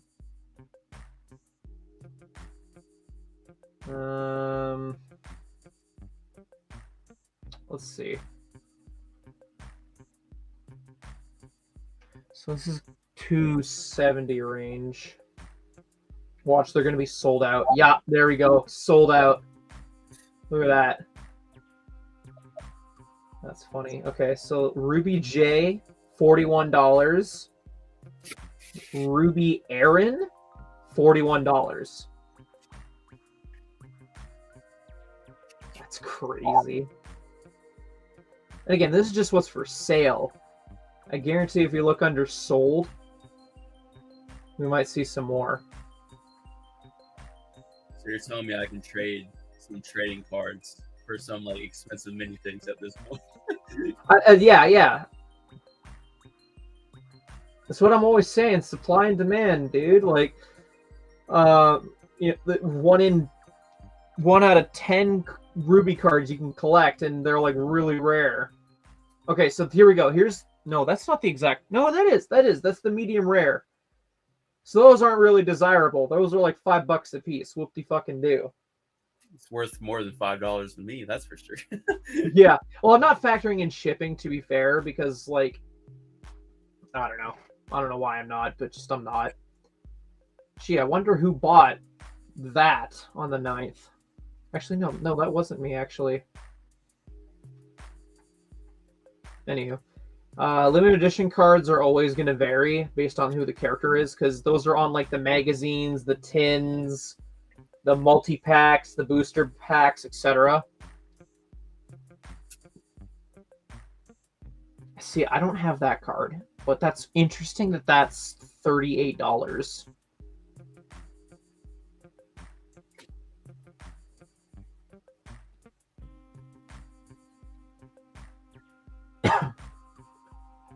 See, that's a Zane card I would love to pull. Like, yes, it's rare, but also I need every Zane card if I can get my hands on it. So I think, like, with the Ruby cards, they're worth about, like, 40, 50 bucks, I think would be safe to say. I just would like to see a listing with the ones I own.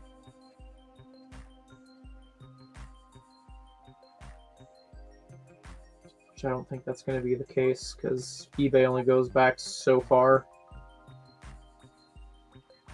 Also, holy crap, $130 for a full case of Series 5? Oof. I paid like 80 bucks for a full case of Ninjago.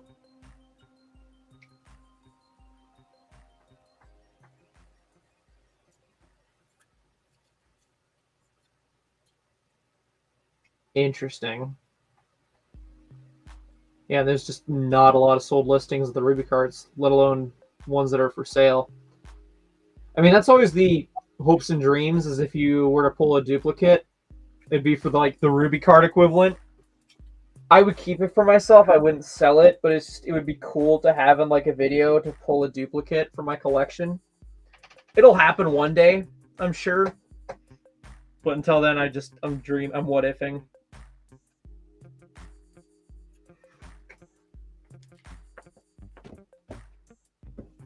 But let me just go grab the other stuff to show you guys. You might be interested in what exactly it looks like.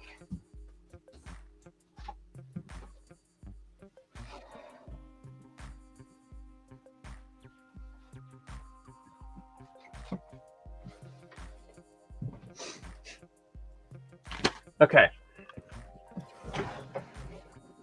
So here's the tin I bought. Series 7 Next Level.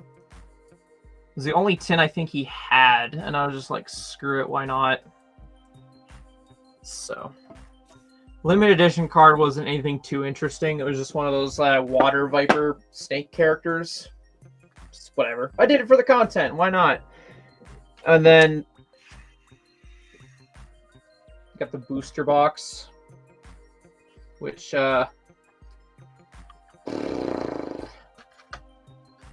I'm telling you, man, this seller's getting some neutral feedback, that's for sure. But anyway, on the back there, it shows what the limited edition cards are. So I think it's safe to say that any booster box limited edition card is always going to be like a team-up card. Because, like, again, the site I use doesn't tell you where the limited edition cards come from, even though limited edition cards are specific to how you can obtain them. So, like, if I ran a site, you bet your ass I'd be putting this kind of info in there. And it's a shame because Brickset can't even be bothered to... I bet you if I came to them with all this information, they'd be like, well, there's only so much we can do. Because I've done that before, and they're like, that was the answer I got. So I was just like, whatever. Oh, yeah. But yeah, this one popped open, so like, trying not to think about how damaged it is, as well as like this thing, which is the multi-pack. And the multi-pack's cool. I got it because it was different. It's basically a booster box, but it's just different packaging. Again, shame that mine got damaged, because this is kind of packaging I wouldn't mind keeping after I opened it and reviewed it, whatever. It just comes with 4 packs and a limited edition card. But as per usual, it has there's like 4 different ones you can get. And it doesn't say on the back, unfortunately, what ones there are to collect, but I think it was Evil J, Zarked, I think. And then not Rocks. Hold on. Drix, that was the name. So, again, with this seller, I could have bought 4 and hoped that he would have included all 4 different ones. But again, he does say in his terms for the listing it would be chosen at random. And I'm just like, I don't know. I only needed 1. I don't need to chase every single limited edition card. I think for right now, limited edition cards, if I get them in tins or booster boxes or any other fancy means, cool. But I don't need to track every single one of them down. Otherwise, I'll just drive myself crazy because they come with packs. And if I have most of the series, what the hell am I going to do with the packs? Sit on them until I go to Brickworld? Sure, but not ideal. So, all that was like 370 Canadian after all was said and done. Light work. Yeah. Am I ever going to see a return on investment on those? No. I might see, I don't know, maybe a booster box paid back for all the content I put out regarding the thing. But, yeah. Now, if I start doing Star Wars trading card content, oh man, it'll pay for everything. I can't. I don't care how well the numbers are. I literally can't.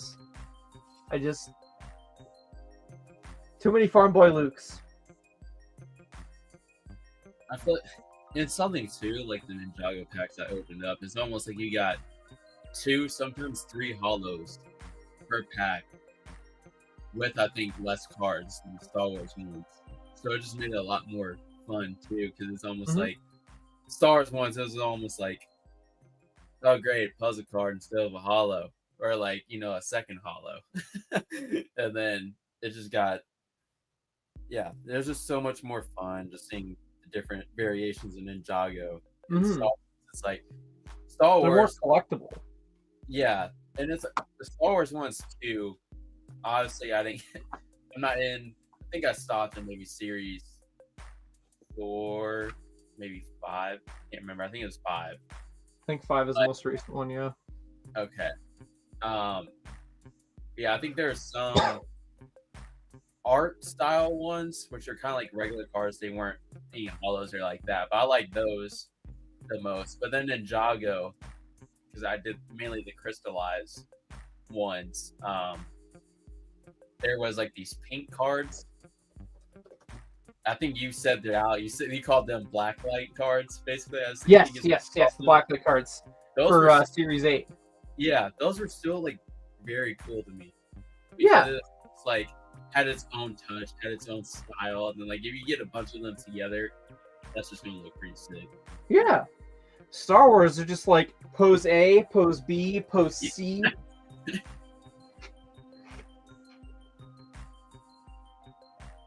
I'm starting to look like a biker.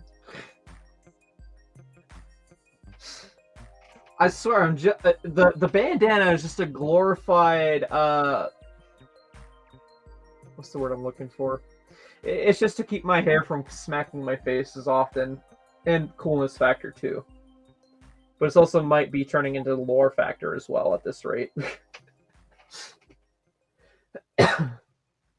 What do you mean? What jacket? For me?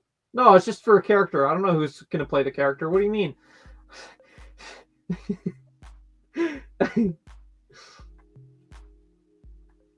Yeah, there was a jacket I mentioned earlier that I'm looking at on Amazon. It's pricey, but it is made out of leather, but I think like it looks pretty sick.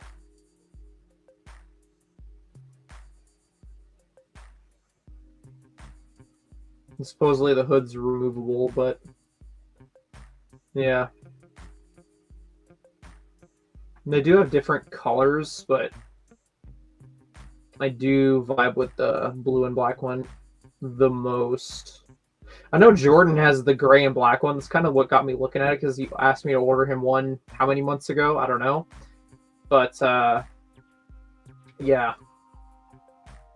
I was just like, that's pretty cool. That's a cool jacket.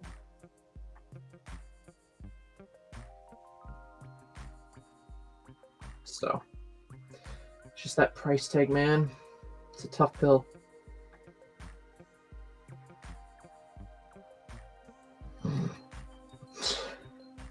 See, that makes me even more tempted to give you or just post in Discord under the Team XCU chat. Just that blurry test edit. It'd be pretty easy to figure out what it looks like, but I think more and more with what you know, Dion, at this rate, I think, like, no. I just gotta go through with what I'm thinking.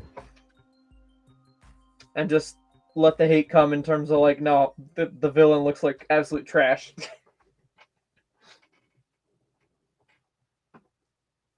A Sturm helm, too? Like a Stormtrooper helmet? Pair with 712 there. Yeah.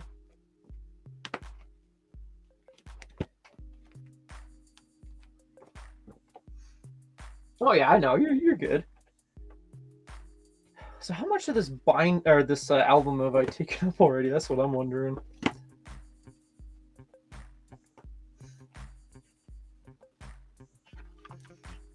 Almost, not quite halfway, but almost halfway of the album. Cool. Oh, my bad. Okay, I see the look you're going for. That's not exactly what I'm going for.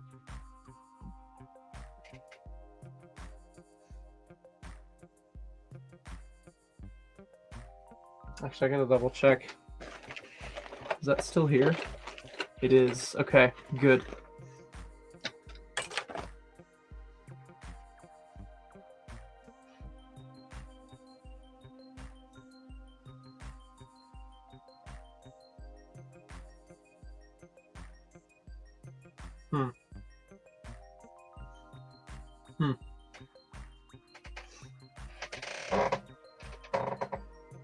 A gas mask.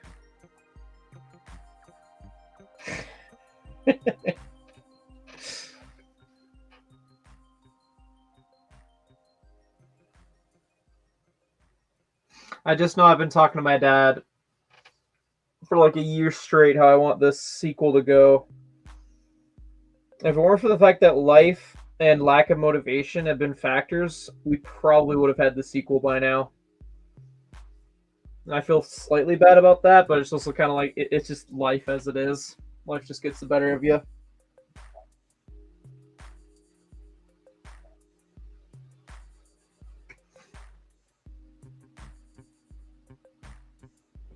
I was like, where's my phone? Oop.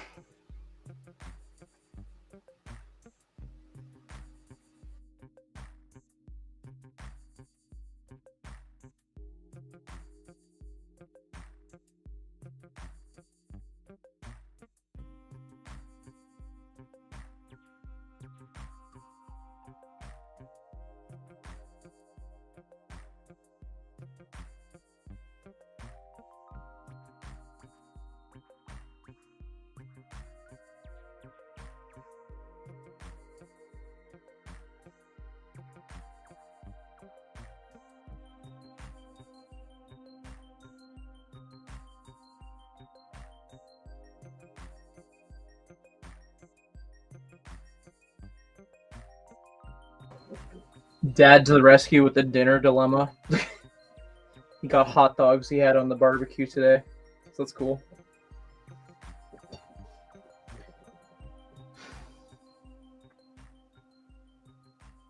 Oh, you're good, Dion.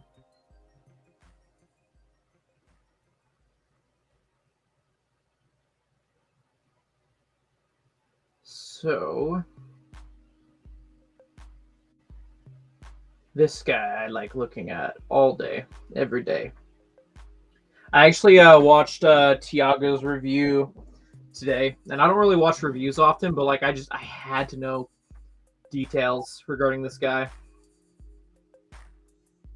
And for the most part, I'm still convinced it is the best set of 2025. It just looks so great. But it's also interesting. I tried poking my head in the Transformers community to see what they were saying about this set, and they're like, yeah, this looks great, but 30 Canadian, that's a tough pill to swallow. Like, look at how many leader class figures I can get for that. And like, it's interesting trying to put my head in their headspace because as a Lego fan, it's like, oh yeah, look at how many pieces you get. Look at what it is, whatever. But I hadn't ever considered how the other fandom that Lego's trying to appeal to them would take it as. And so it was interesting to hear that generally across the board, everyone thinks that, like, yeah, it's cool, but forking out that kind of money, they'd rather get like a Titan class Transformer at that rate. They just don't see the value in assembling a model of their favorite character. They'd either get a Titan class or a Masterpiece at that rate. Does this set have like a sound brick in it? I can't remember. Yes, it does. That makes it even more worth it. Well, it was so interesting because I thought at first when I heard that there was a sound brick, I'm like, great, the price is going to be affected because of it. And it's like, it's really not, because Optimus is 1508 pieces and Soundwave is 1505. And Soundwave is actually like $10 cheaper. Yeah, what I told you too, I'm like, it's the most natural looking Transform so far, I feel like, because the legs do so much for me, just the way they look on this one compared to like Optimus. Being Optimus, the way they came out. That's why I didn't even build them for the actual set. I did it for like the alternate build, is because the legs look so unstable and just awkward. But then you can actually pose this one like, what, right there in the photo, I think it has a slight bend to it. So like that's just that slight change right there does so much for me. There is one thing I'm concerned about, and it's something I wish Lego would stop doing. Now, I get there's legality bullshit, but when they send LAN members their review copies, so one thing I noticed with this set in particular, which is why I have an issue, on their website, the Canadian website at least, it advertises the box having this piece of shit lawsuit avoiding thing, which it's on the side of the box. Do we really need it on the front? That's whatever. But LAN members, they get the European style box, which didn't used to have the piece count, but I think does now. But either way, for some fucking reason, because like I'm pretty sure this issue came up because of something that happened in Europe, but regardless, the European box that LAN members have been getting don't have this warning label slapped on the front of the box. So, you know, when I look at a LAN member reviewing this set, I'm already under the impression, like putting my newbie goggles on, I'm like, oh my goodness, that box looks cool. And then when I go wait in line at the Lego store, I'm going to end up looking at this box and I'm going to be so defeated because Average Joe here actually wanted a decent looking box. Again, I get it. It's the get out of legal trouble card for why they have that there. But it does seem misleading when they give their LAN members something different entirely. You know, usually most of us like complain about black box art, but I feel like for Transformers, it just works quite well. It just being all black and have like a slight touch of color in the background. But like things to Star Wars of that nature, like I just feel like there needs to be box art and Star Wars bits. Or what I'd love it, yeah. Is like, okay, if they don't want to use, you know, like kind of make it too colorful to the point where it doesn't seem like it's a UCS set, I feel like what they can do is like, you know, go with the background they're going to choose, but instead put down the transparency, so therefore it's not like as bright. It kind of looks more like a, you know, just background, and then keep the highlighting color behind the set, so it's like glowing. So like kind of in a way where, I don't know, where you get some stuff where it's like the art in the background is kind of like faded out. Just kind of have something like that, so it kind of like represents it, but at the same time it's still there, and I feel like that can really do justice. I feel like something that's a reference to the cartoon themselves, like from the intro here, like it's got the grid or whatever. Like so many fans would love that, or even if it's just like where the ship crashed or something like this, just literally anything that gives it a vibe, you know, would add so much to the box art. Yeah, that's so like that little. Oh darn! Oh, sorry. The little image he had pulled up there, like the little corner, how it's kind of like blacked out, but you can still see like the background, like right there in the left top corner, or kind of like left side, I guess you can say. Like I feel like it kind of faded out like that, but still there and present would be good for like a collector edition set. Mm-hmm.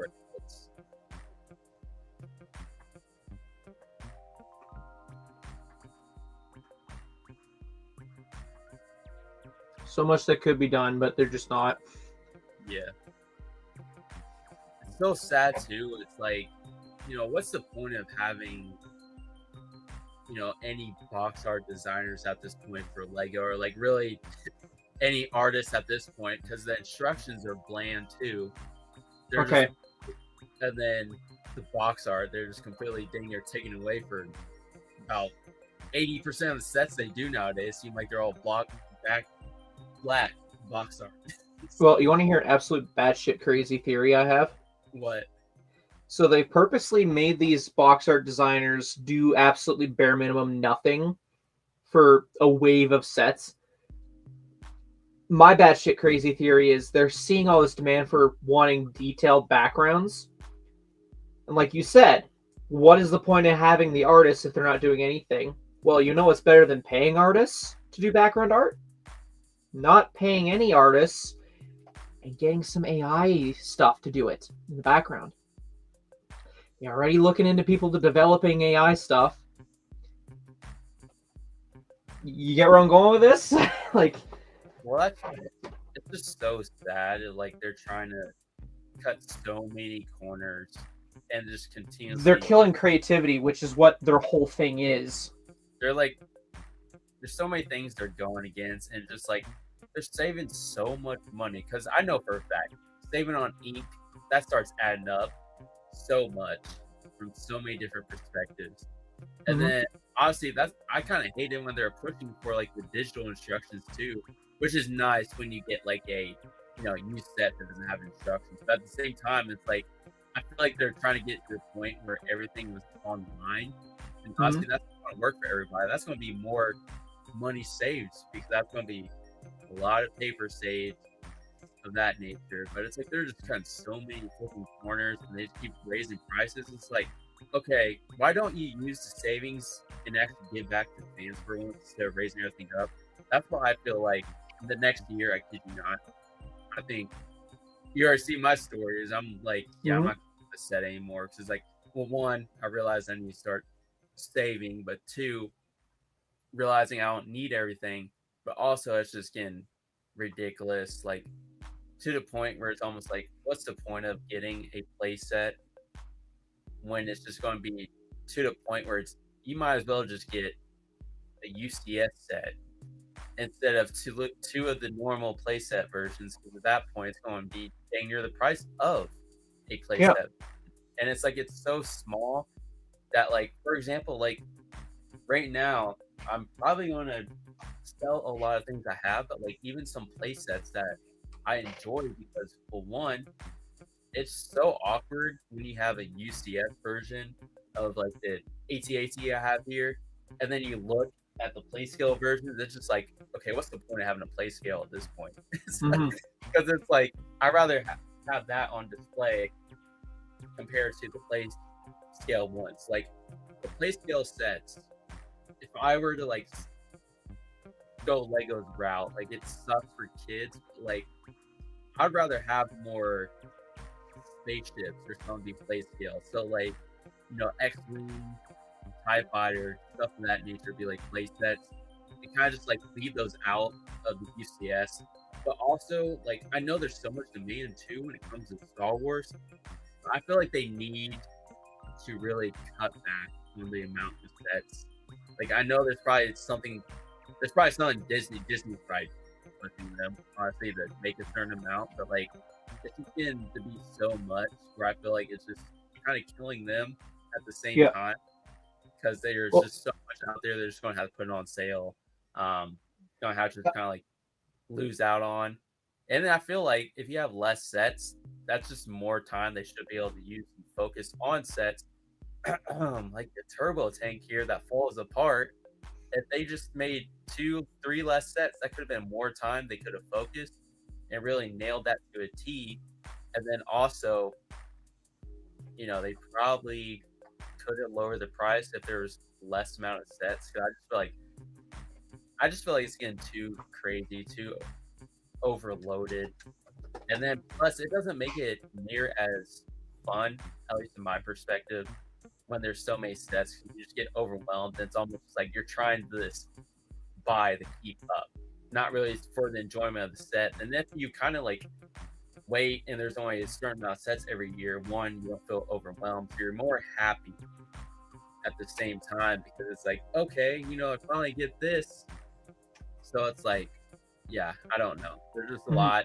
I think I'm going to cut back on spending. I just get bigger sets or ones I really enjoy. And plus, I'm like, with these Lego customizers out here, it's to the point where I'm like, I don't need this minifig. There's a better custom out there that's going to be cheaper than the Lego version, especially when it comes to resellers.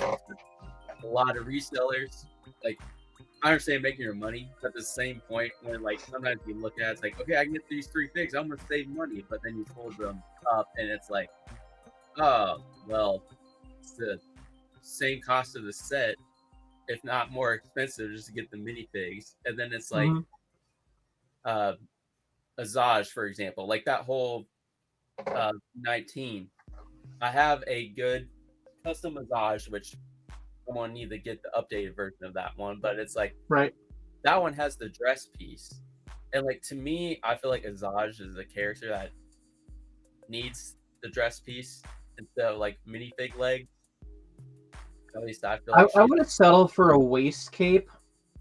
Oh yeah, that could have been a nice middle ground, because there's been some shots in the Clone Wars where she literally removes the bottom gown piece to be more agile. Yeah, that is true. I forgot about it. When I started saying that, I was just like, wait a second. I mean, that's what the V19 Ventress figure is based on, is like without that. But there's a lot of issues with that figure. The more I look at it too, it looks a little... Well, let me look at it before I say the wrong color. You're good. Real quick, to just Dion's comment, it's supposed to be a building toy of imagination, not just IP products. Exactly, and that's why I like Icons a bit more than just any other theme. Like, yeah, they do licensed stuff, but you see more original takes that are complex, like 18 plus, I feel. I mean, yeah, sure, they got IP, so where was I going with this? It's a snake eating its own tail at the moment.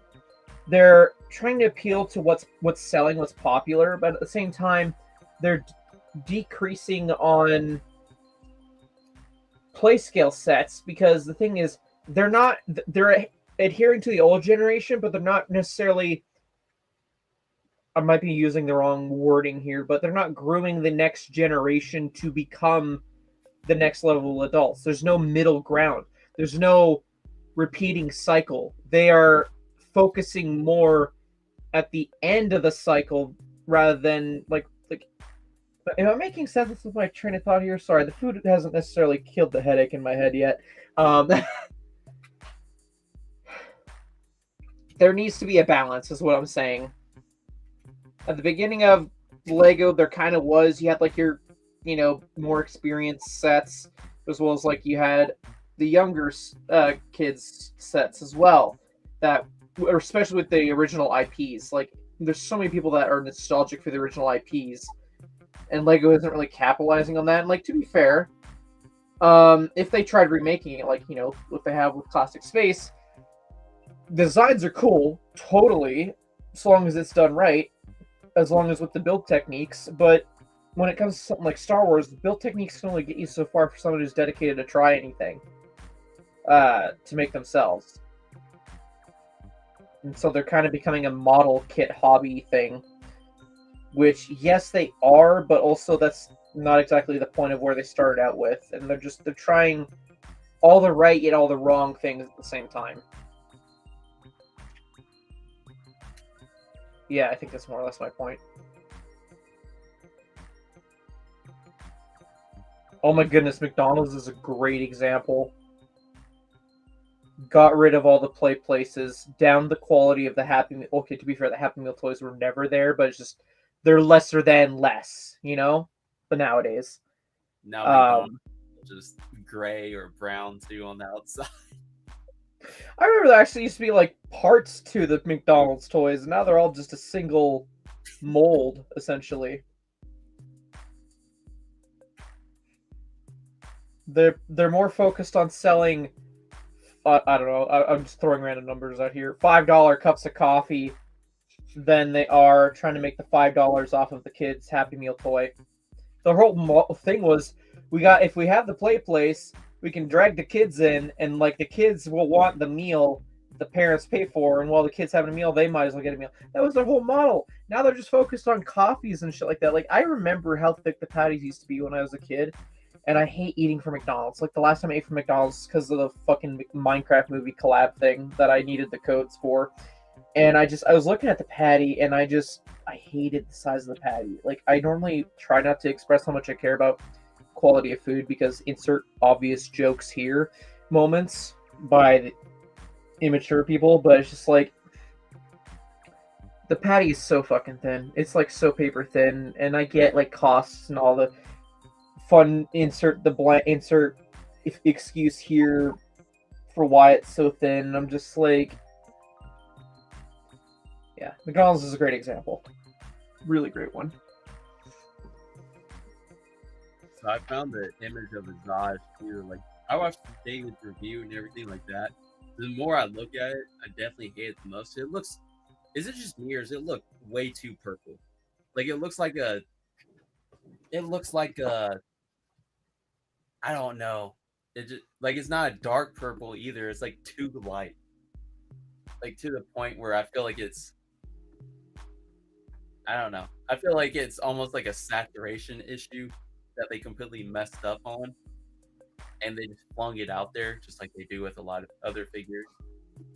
I think it's the light gray. Yeah, that's screwing everything up. That too. So, like, the more I look at it, yeah, it looks, the OG one's a lot better. Well, it's funny. The OG one had the skirt piece, but also it had a waist cape. Yeah. And it had the Clone Wars eyes, which have grown on me over time. Like, actually do. I've always liked them. I like them. I'm the 2% that just liked them from the get-go. Mm-hmm. I mean, it's cool, too, because it's like, you know what it's from. You know what it's from with the eyes. Like, yeah, some of them, granted, some of them do look awkward and weird. But, like, at the same time, it just matches. Like, when you look at, you know, like, the Clone Wars Obi-Wan, you know it came from the Clone Wars show. And, like, you know what it's going towards. It just makes it a lot more unique. But some obviously don't care. But, like, I don't know. Also, some of the figures, I think, look a lot better in the Clone Wars kind of, like, style compared to whatever. Because, for example, like, Clone Troopers, yeah, we see some of them in live action, but I feel like, obviously, the Clone Wars is how we became attached to many of the clones. So, like, I think I would rather have some, like, more Clone Wars style clones than live action. Yeah. And just because it's different. It's like art, you know? P1 version right now. I want to see, you know, P1's return. I'm sick of P2. And, you know, and that's the issue. Everyone, they're listening to what everyone's saying. And my biggest issue with the P2 clones,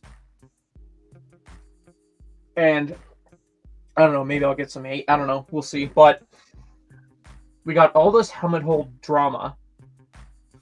I see it. I see this helmet hole drama as, like, okay, Lego's done something. Credit where credit's due. They're attempting. Whether or not it's a good attempt is a whole nother argument. My argument, though, is, what are they doing to justify it? Because the whole purpose is to accessorize your clones. Yeah. I need you to take a like think in your head, or literally look up all the Clone Wars sets that have released in the past 5 years. How many of them have included accessories in the set to accessorize your clones with? I can only think of like 2 or 3. And then you shave off the battle pack aspect, whereas then you got next to nothing. Yeah. So well, the one battle pack, like I know there's only one, I think one specialist in that Final First battle pack with the like micro. Yeah. But that was the only set that came with it. Well, okay, to be fair, the MTT is gonna have it, but like I would love, I'm going to sound like a nostalgic person here, but I would love if they did something like what they did with the original Clone Wars 2010 wave, where you got like one of those little baggies that came with the rangefinder, the visor, the floodlights. Okay, obviously not the floodlights, but it's just like to that degree where it's like the micro binoculars. Because like regardless if the figure needs it or not, if a clone has it with helmet holes, regardless if they're supposed to have it or not, you're going to double down on a stupid decision for customization. Back it up, man. You can't just have it both ways where you make a stupid decision and then you don't back it up. That's just my I mean, regardless of how bullshit the decision is, I just see it as they're not backing it up and it just doesn't make sense. Because then I have to go on Bricklink, or I have to buy multiple because that's what I did. I bought multiple that Final First Battle Pack Specialist thing, just so I get more of those micro binoculars. And I have like a little baggie of like 6 micro binoculars if I want to get another clone faction to give micro binoculars to. Because that, like, even till today, like right now, that was the only set you can get them in. And then with like rangefinders and visors, I mean, yeah, sure, dark bluish gray are a dime a dozen, but I liked when they did different colors. They still should have been doing that.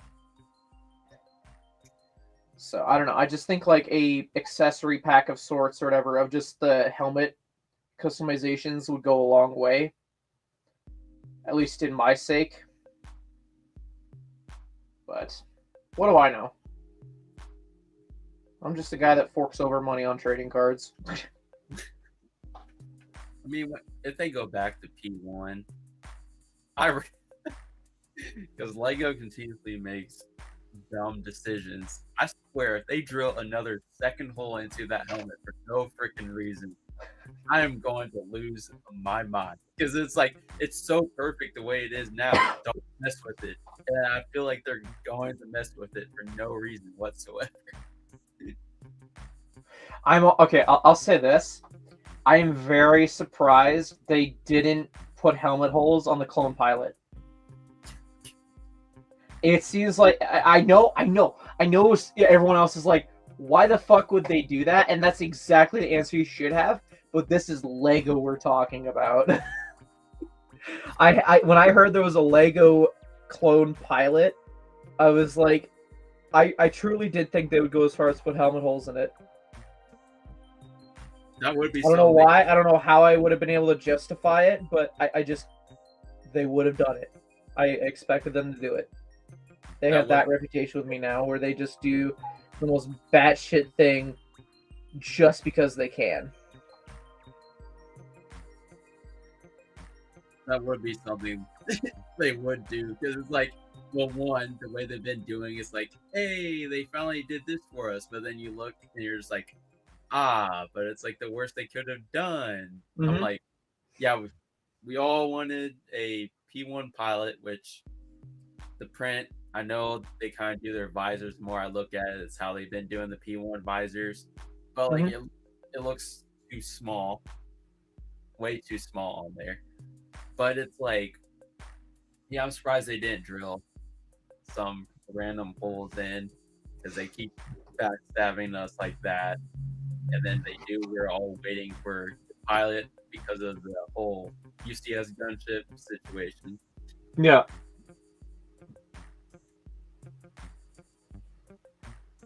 See, I need to buy 2 copies of that set, Not because I need 2 V19 torrents, but because I'm gonna be like every other Genericton who buys 2 copies of that.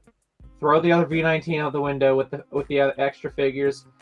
Take like a 2x4 black plate and throw it on the UCS gunship just so I can display the pilot figure as it should have been from the fucking beginning. I mean, I'm almost tempted to say, this is joking before Lego or any idiot in the chat thinks that this is a good idea. I'm almost ready to call up Lego, like on August 1st, and be like, "Hey, I've had the gunship sitting in my backlog ever since it released. I just got around to buying it. It's missing the Clone Pilot minifigure." Again, I have to reiterate, this is me fucking around joking. Lego or anyone else, don't fucking do that shit, okay? That's a great way to get on their blacklist and just don't, we can go the whole fucking rant as to why it's a bad idea. It's a joke. It's a joke. But it doesn't have to be a joke, right?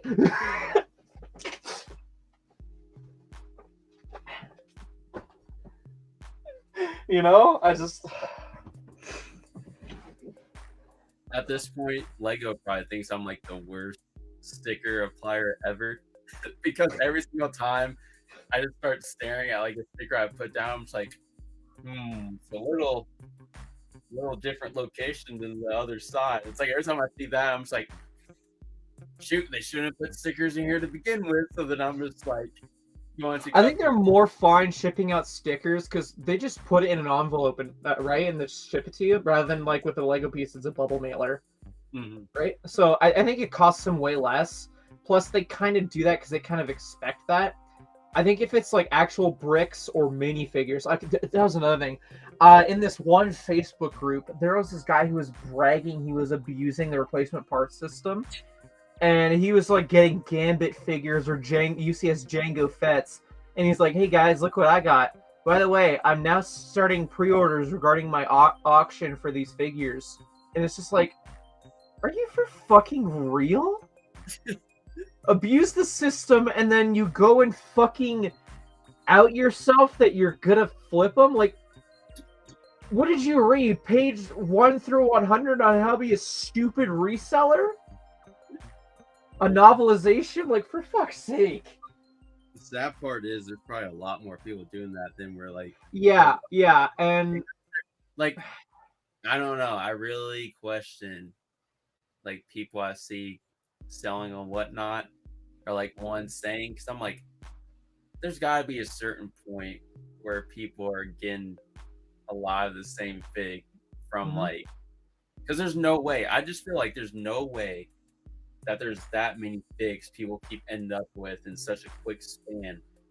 Like, that's why I'm glad with Ryan's vlogs. He actually shows where he gets it. He gives a bit of an insight. He doesn't give every aspect of it, but he gives some insight on how he gets his shit. Because that way, you know, he's kind of avoiding people saying he's taking factory stolen figs. You know? But yeah, totally. I don't trust Whatnot. There's a lot of issues I voiced that I just don't agree with Whatnot about. I don't think it's a healthy site. I really don't. Then again, what site is, but it's just like... I was watching Mini Superheroes today's Whatnot stream, I think like a few weeks ago, because he streams it also to YouTube, so it's like I can still watch his Whatnot stream without having to ever click on Whatnot. And just observing, because like I had it on my laptop, but then on my phone I had like Bricklink and eBay ready to go. So I'd be looking and seeing like, okay, I sell on Bricklink and, you know, they take their cut. I don't know what the cut is for Whatnot sellers, but just rough knowledge, you know, like every site takes their cut of whatever sale is made. So you got to factor in that into items, price, and shipping. So it's like with Whatnot, it's auctions. So it's like you kind of have to hope that you make a certain amount because, you know, the cuts and all that. But it's just people are impulse buying. Whatnot is strictly FOMO based. Because a lot of successful Whatnot streamers, they have everything last for like a minute to 2 minutes for the auctions. And so everyone's clicking, trying to get it in, and next thing you know, the numbers are just shooting up.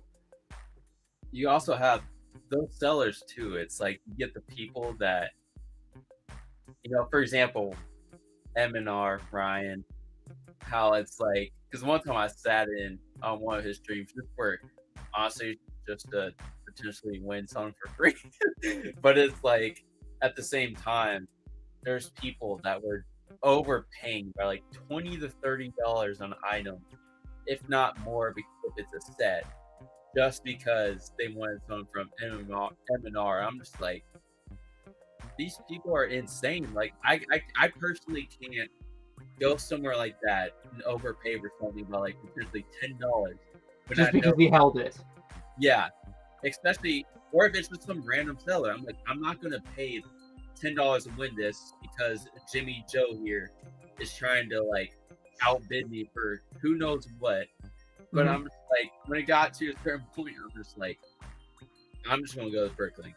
It gets a lot cheaper. And that's always what I've preached as well, is like, no matter how cool something looks, do your fucking homework on it. Don't just give in to like, oh, the guy says it's rare, so it must be.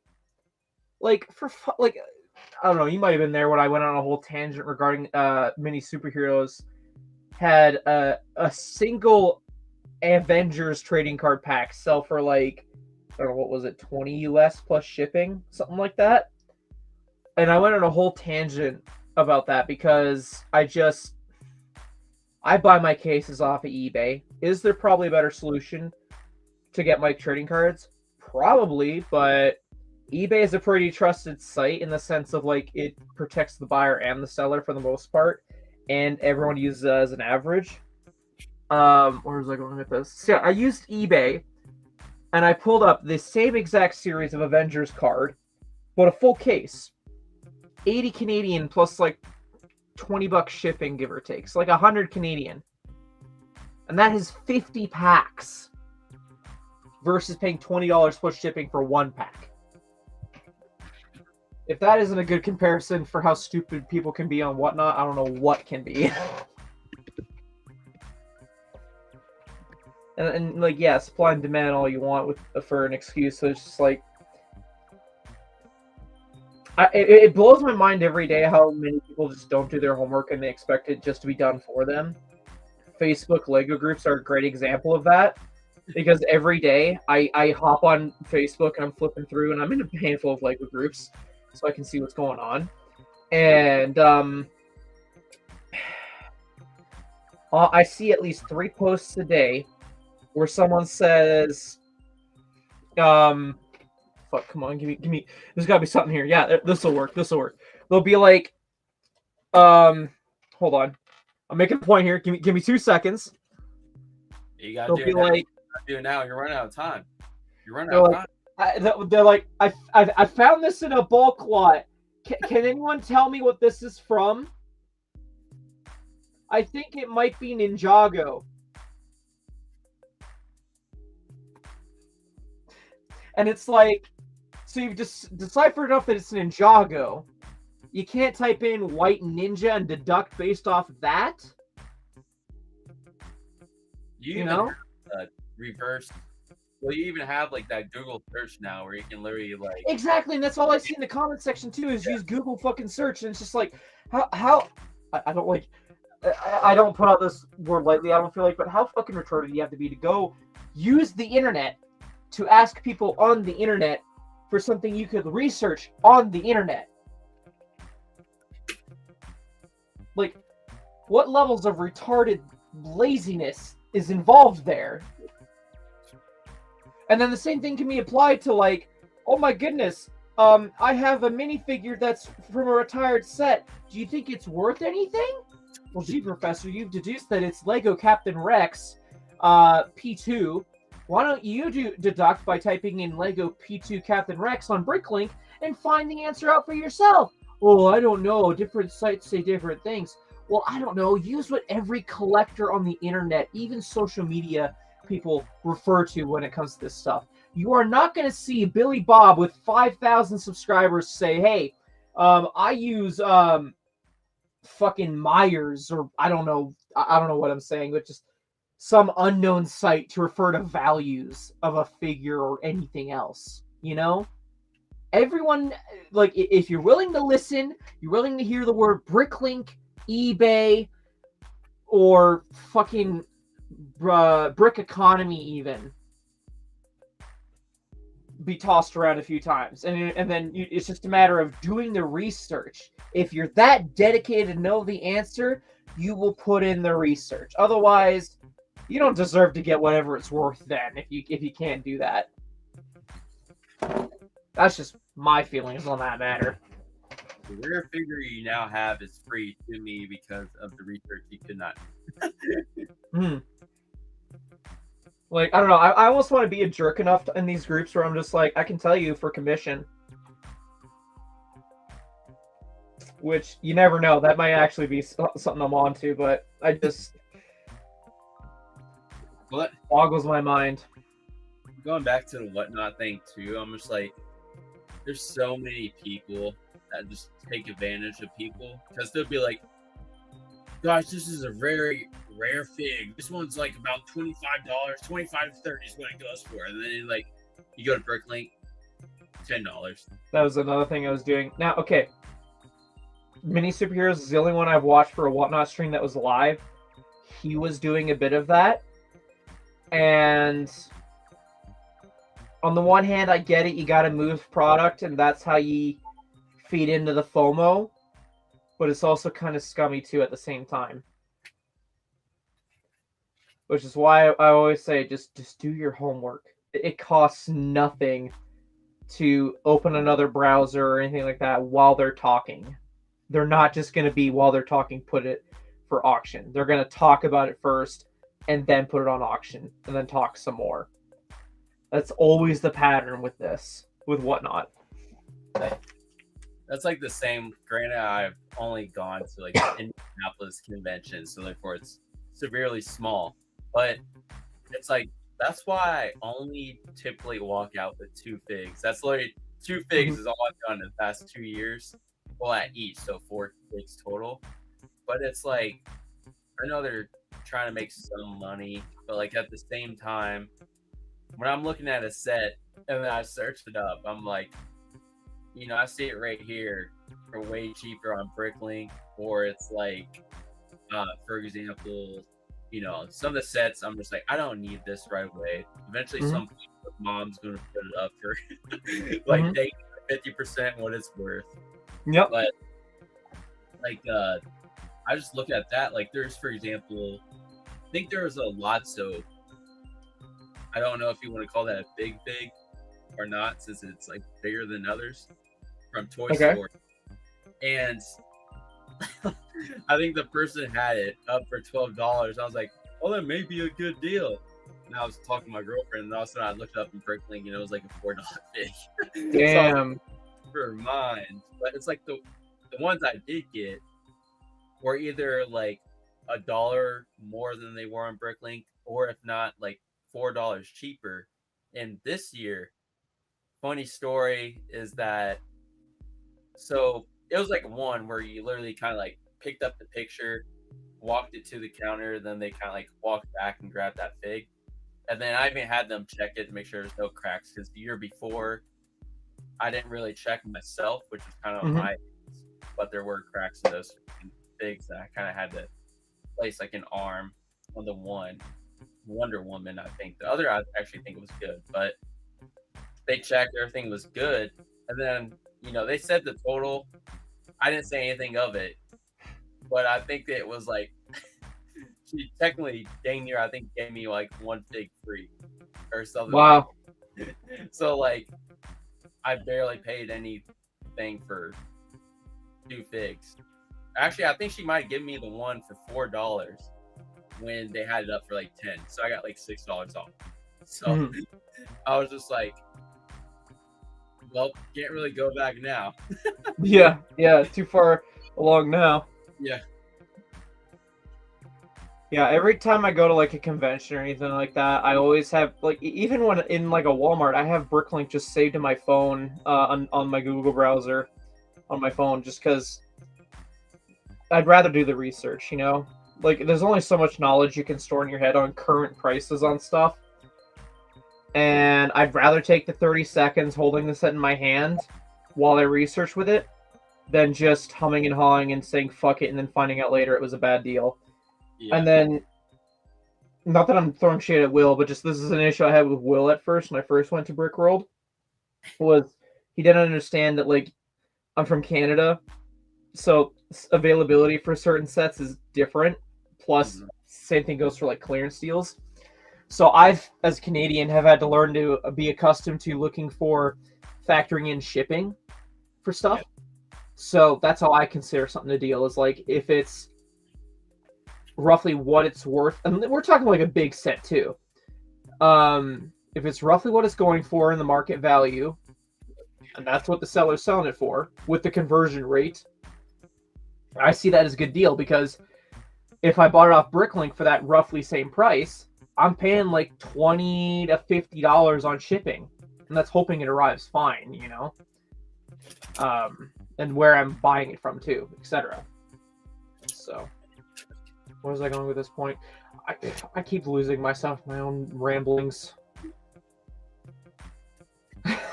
Yeah, I think whenever I go to the Brickworld, some people probably just don't think I'm cheap, but like I feel like I'm in the situation. I feel like I'm not as impulsive as like I can be like, okay, I don't really need this now, even though my room says a different story. But it's like you want the bang for your buck. I get that. So like that's also kind of part of the reason why like I've been opening figures pretty much and just decided to go that route, because I'm like, what's the point of having them really in boxes when, for example, like people are selling them in box for pretty cheap, or it's not much difference between keeping them in box or having them loose. And I'm just like, I'd rather have fun with them, keep the ones in boxes that are like the Revenge of the Sith box art, or like classic ones that I grew up with. So like those are gonna stay in box. But it's like, yeah, it's just speaking of you losing your train of thought. Yeah, I don't know where I was going with this. I'm rubbing off on you. but yeah, it's like I'm not really impulsive like that. Like I'm just like, okay, I can wait. I can get this another day. It's not important. Like, yeah, it's gonna be fun in the moment, but at the same time, it's just like, you know, is it really worth the few seconds of, you know, fame, or people be like, oh, dude, that's a nice set pickup, while potentially screwing yourself over like $60 more, or overpaying by like $60, $80, and when you could have just gotten it like, you know, some other time for way cheaper. So it's like that's how I am. I'm like, I can wait. Like I'd probably be more of a person that would go to Brickworld and get like exclusive things to Brickworld. So, that's like, exactly what I was looking for every time I go. You know, what can I get that just you can't get just in a mom and pop shop, you know? Comic-Con, trading cards, polybags. I don't know. Even like people's sig figs. I think that would be something I'd do. Yeah, that's just cool. Brady, shut your mouth. Oh my goodness, is that him messaging me now?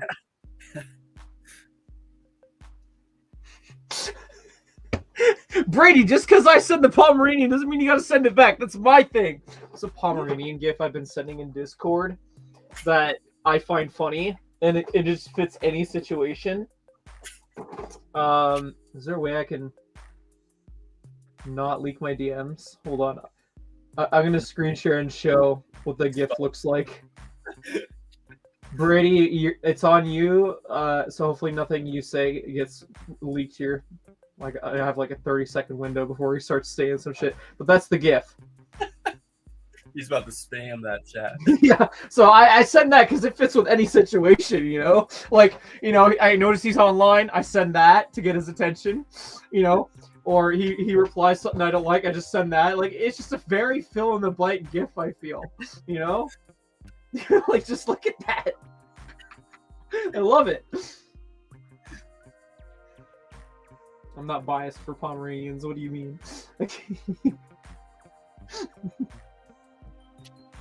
So, man, I keep flipping through this binder, whatever, and I'm like, this looks cool. I like the Series 10 cards. It keeps getting better with each series. Yeah, that's for sure. Because like, yeah, the cards you showed, I'm just like, dang, I didn't think they could outdo themselves with the crystal after the crystallized ones, but here we go. Oh no, man, yeah.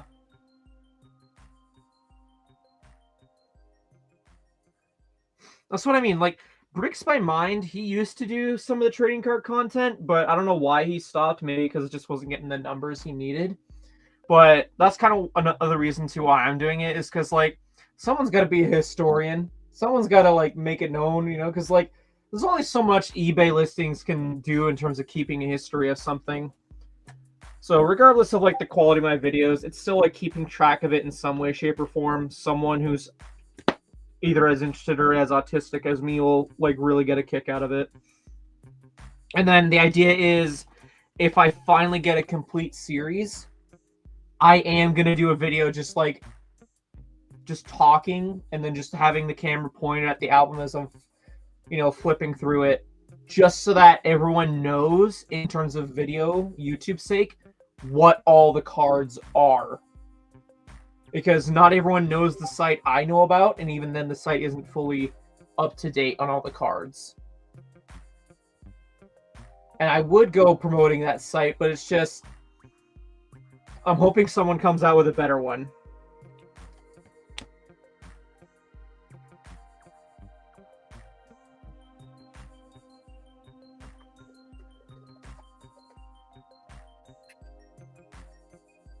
Hey, Dead Bricks, how's it going? I mean, you could. I mean, what I ended up doing with mine is, ever since I got into these Ninjago trading cards, is I sleeved the spinner cards, and I used it as my stand-in Series 1 and 2 in my albums.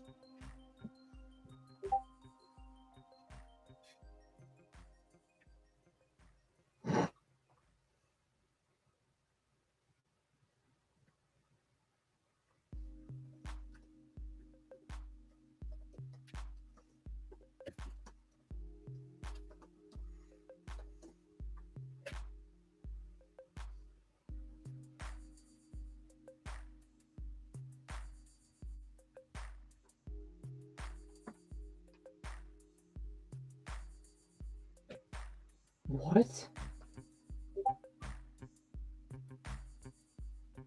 What is that comment? I'm so confused by it.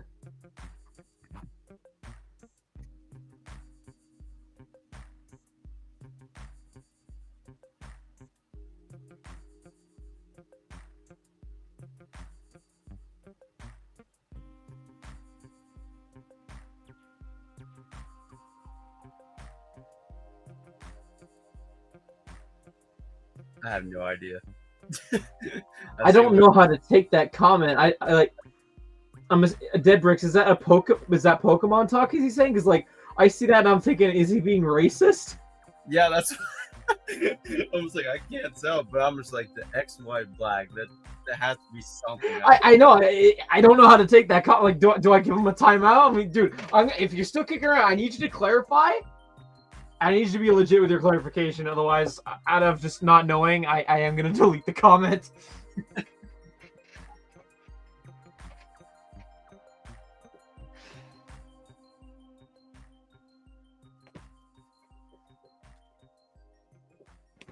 So hard having to open these up, because I think these probably have the coolest boxes. Oh, that's Force Unleashed. And then the Shock. Nice. No worries. Your comment just came out of left field, and I was completely thinking about something different. I don't feel like I understand what your question is. That's all. These may be some of the last ones I opened. I don't know why. The box art, even though I'm dang near cutting it up, but it's Oh, yeah. So I know Dion's not here, and he's probably going to miss this, but that's fine. So it came to my attention recently that something in my backlog went up in value. twice its worth. Is it the Force Unleashed set? It is. Yeah. I was like, So, I'm like, if you can remember, I paid like what? Okay, not for this exact copy, but the copy I got in Chicago, which was the equivalent to like 400 Canadian. Without looking it up, would you like to guess how much it's gone up for nowadays in Canadian dollars?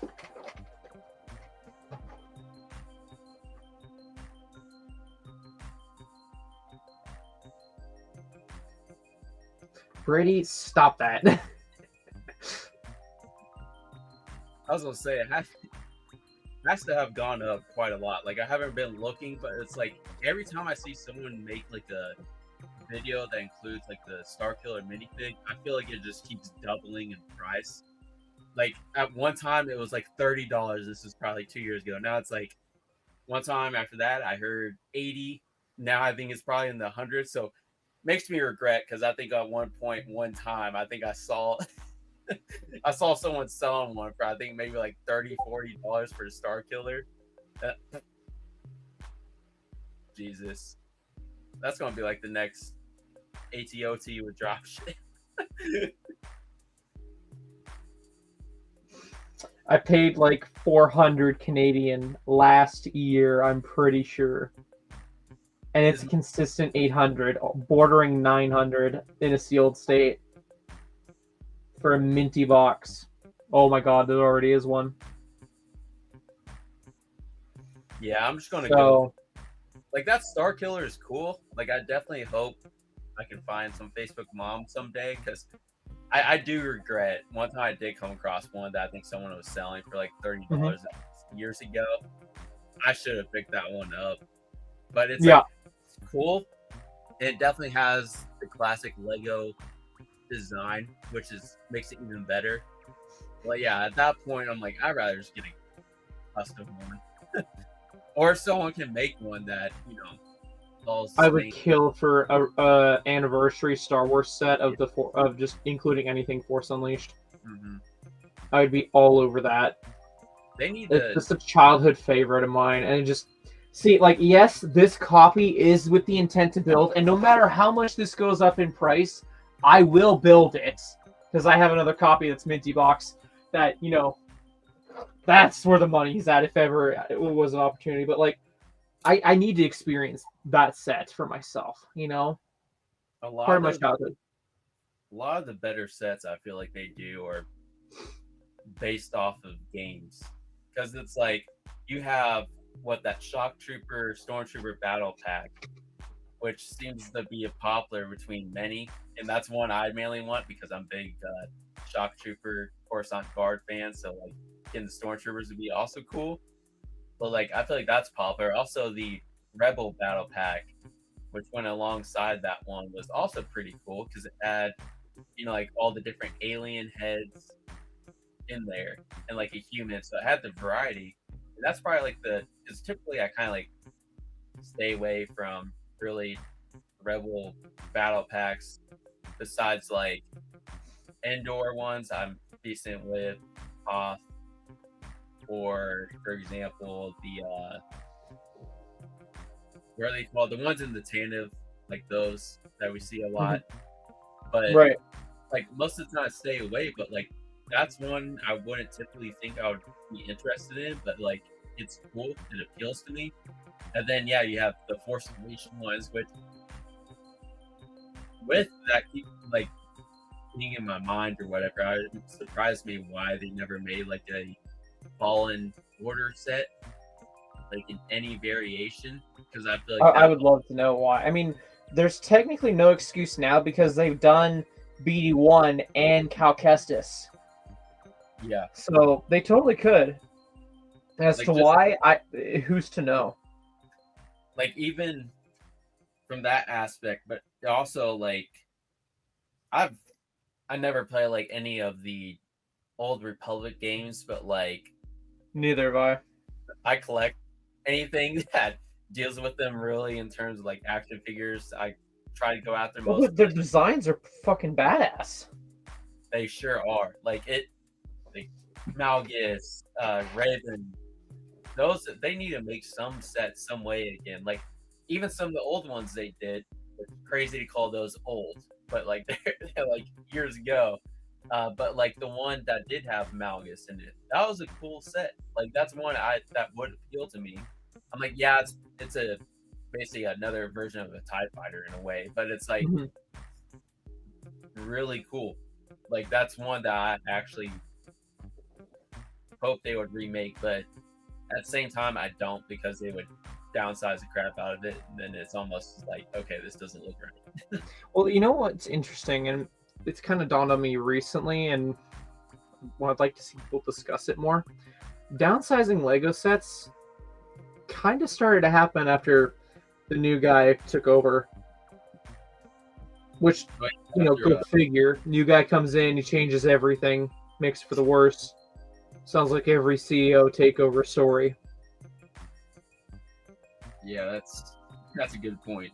I didn't think about that. That was almost like everybody wanted the dude to leave, and then now we regret it. Yeah.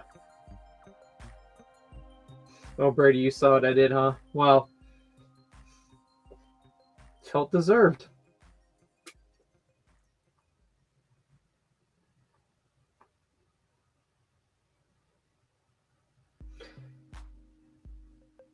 See, now, Dead Bricks, you bring up a point that scares me. I haven't had a need to really go hunting for any 2011, 2012 Ninjago sets, but you scare me to make me want to look up how much the Ultra Dragons are going for.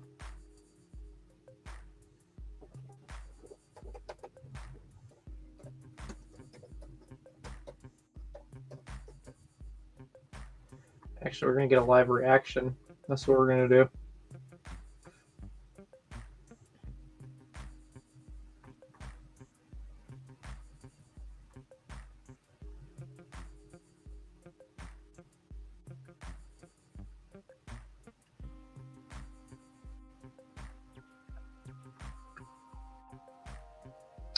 Where's the original?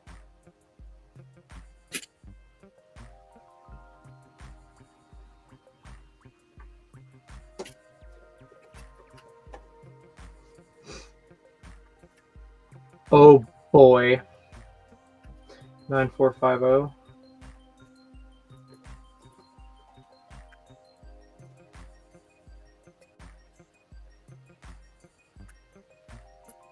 Actually, really quick.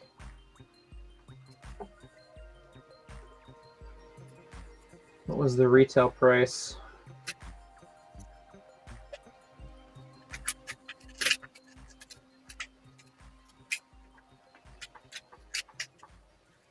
Retail price was 130 Canadian.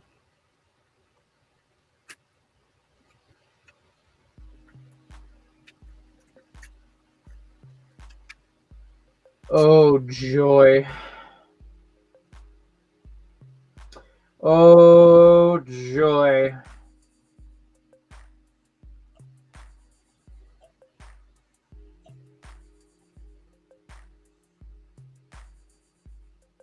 Oh joy.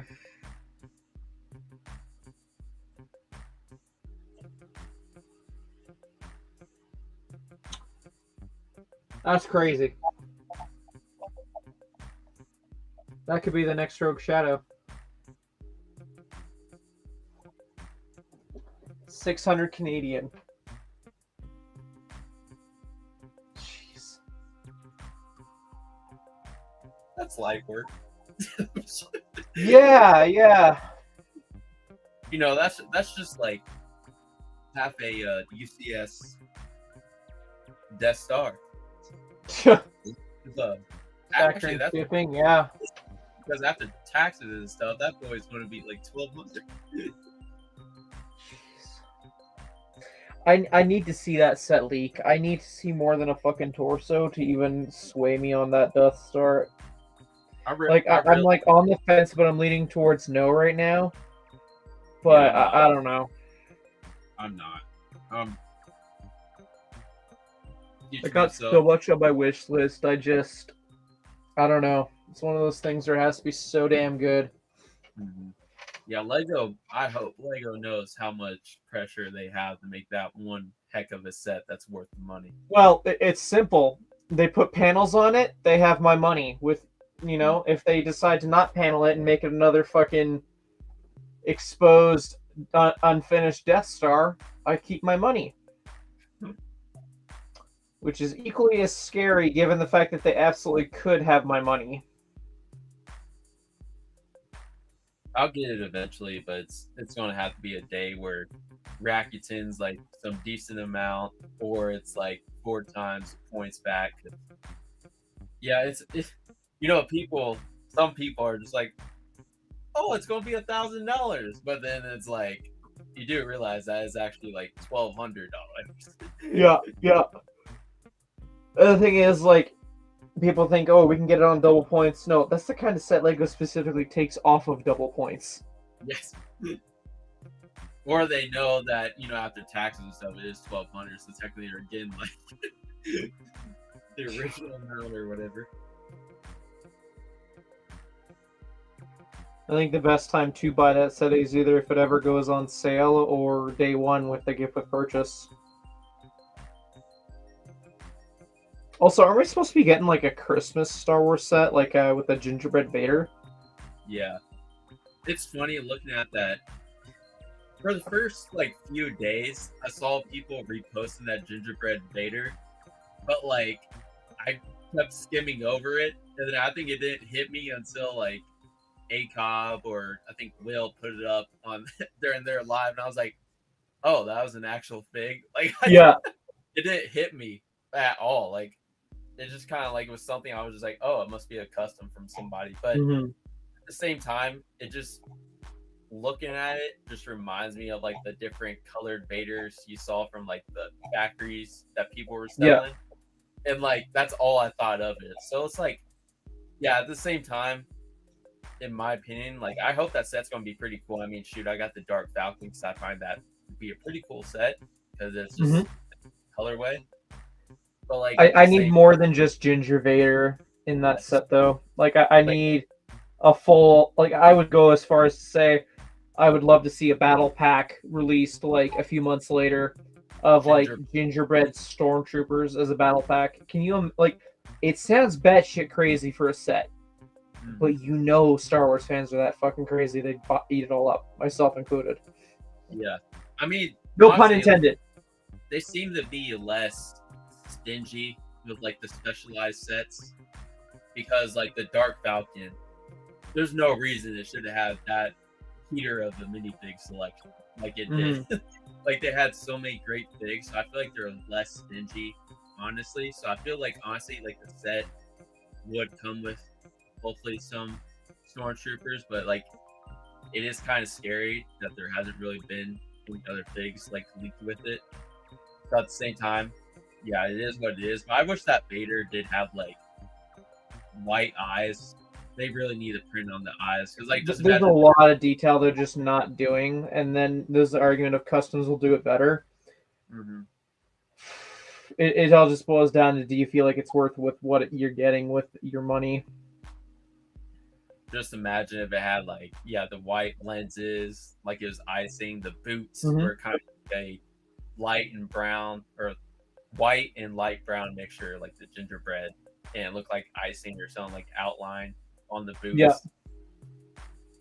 Dual molded or something, or just like that would be just small details to go along with. And they have the money for it. They have the capabilities. There's no reason that customizers out here that have no, they don't have the money. They're too busy investing it in Fortnite just to knock off Minecraft and investing in AI opportunities. It's just really crazy though. Like it boggles my mind that like a big company like that is somehow way underperforming someone with a freaking like pad printer out here, and it's just like, dude, that's just like the ordinary dude that has a pad printer. He's out doing a $1 billion company. Yeah. That's Lego for you. All right, I don't know about you. I'm ready to give this like another 5-ish minutes, and then I need to go on a monster run or something. I'm just gonna hop on to a Brick Hive stream. Oh my god, is it Friday? Yeah. Fuck. I have to. Well, not that I have an issue watching it, but I gotta watch it back. It's more fun to watch it live. Fuck. Yeah, I know. Last week, I'm pretty sure was it last week he did Saturday, or was that 2 weeks ago? I think so. I don't know. I not that I'm saying that he bores me. He doesn't. I actually fell asleep watching his stream because I was just so tired from the day. At least from my aspect, though, like, it's fair if I were to fall asleep because usually he's going through like 2 a.m., 3 a.m. Yeah, yeah. Honestly, he's the one to blame for the reason I'm really up until like 2 to 3 a.m. I keep screwing up my sleep schedule. It's so inconsistent. Like I generally have it where I'm awake at night, but I think this past week I've had to be awake on the odd occasion early in the morning. Oh, sorry. Ugh.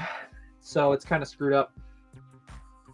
For me, there's just always something that happens when I think I'm gonna get to bed early, or it's like I feel like for some reason every time I think I'm about to get to bed early, time seems like it goes by triple the speed. So like I'll be here like, oh, your internet cut out?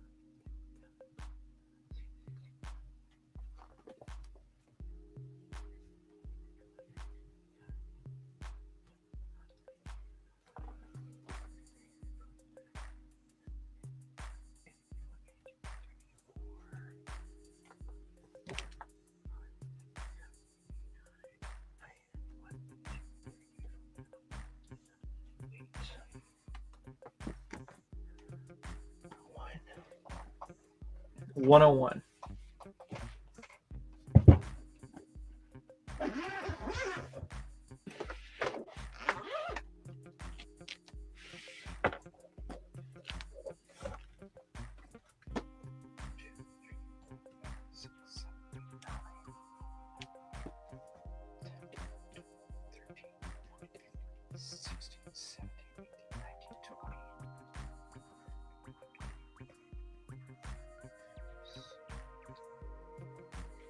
$127.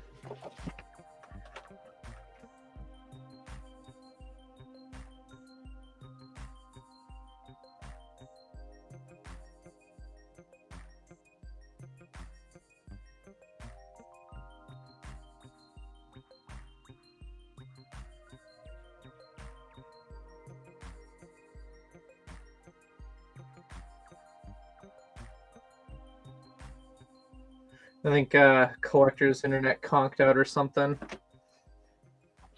But anywho, yeah, I'm getting on the tired side of things. I probably have enough energy to like put on Hive stream, maybe record one more thing of content, but for the most part, I just wanted to hop on a stream and sort through my trading cards for the most part. Just chat. Saying, Collector, if you're kicking around at all, thank you very much for hanging out with me and everyone else in the chat.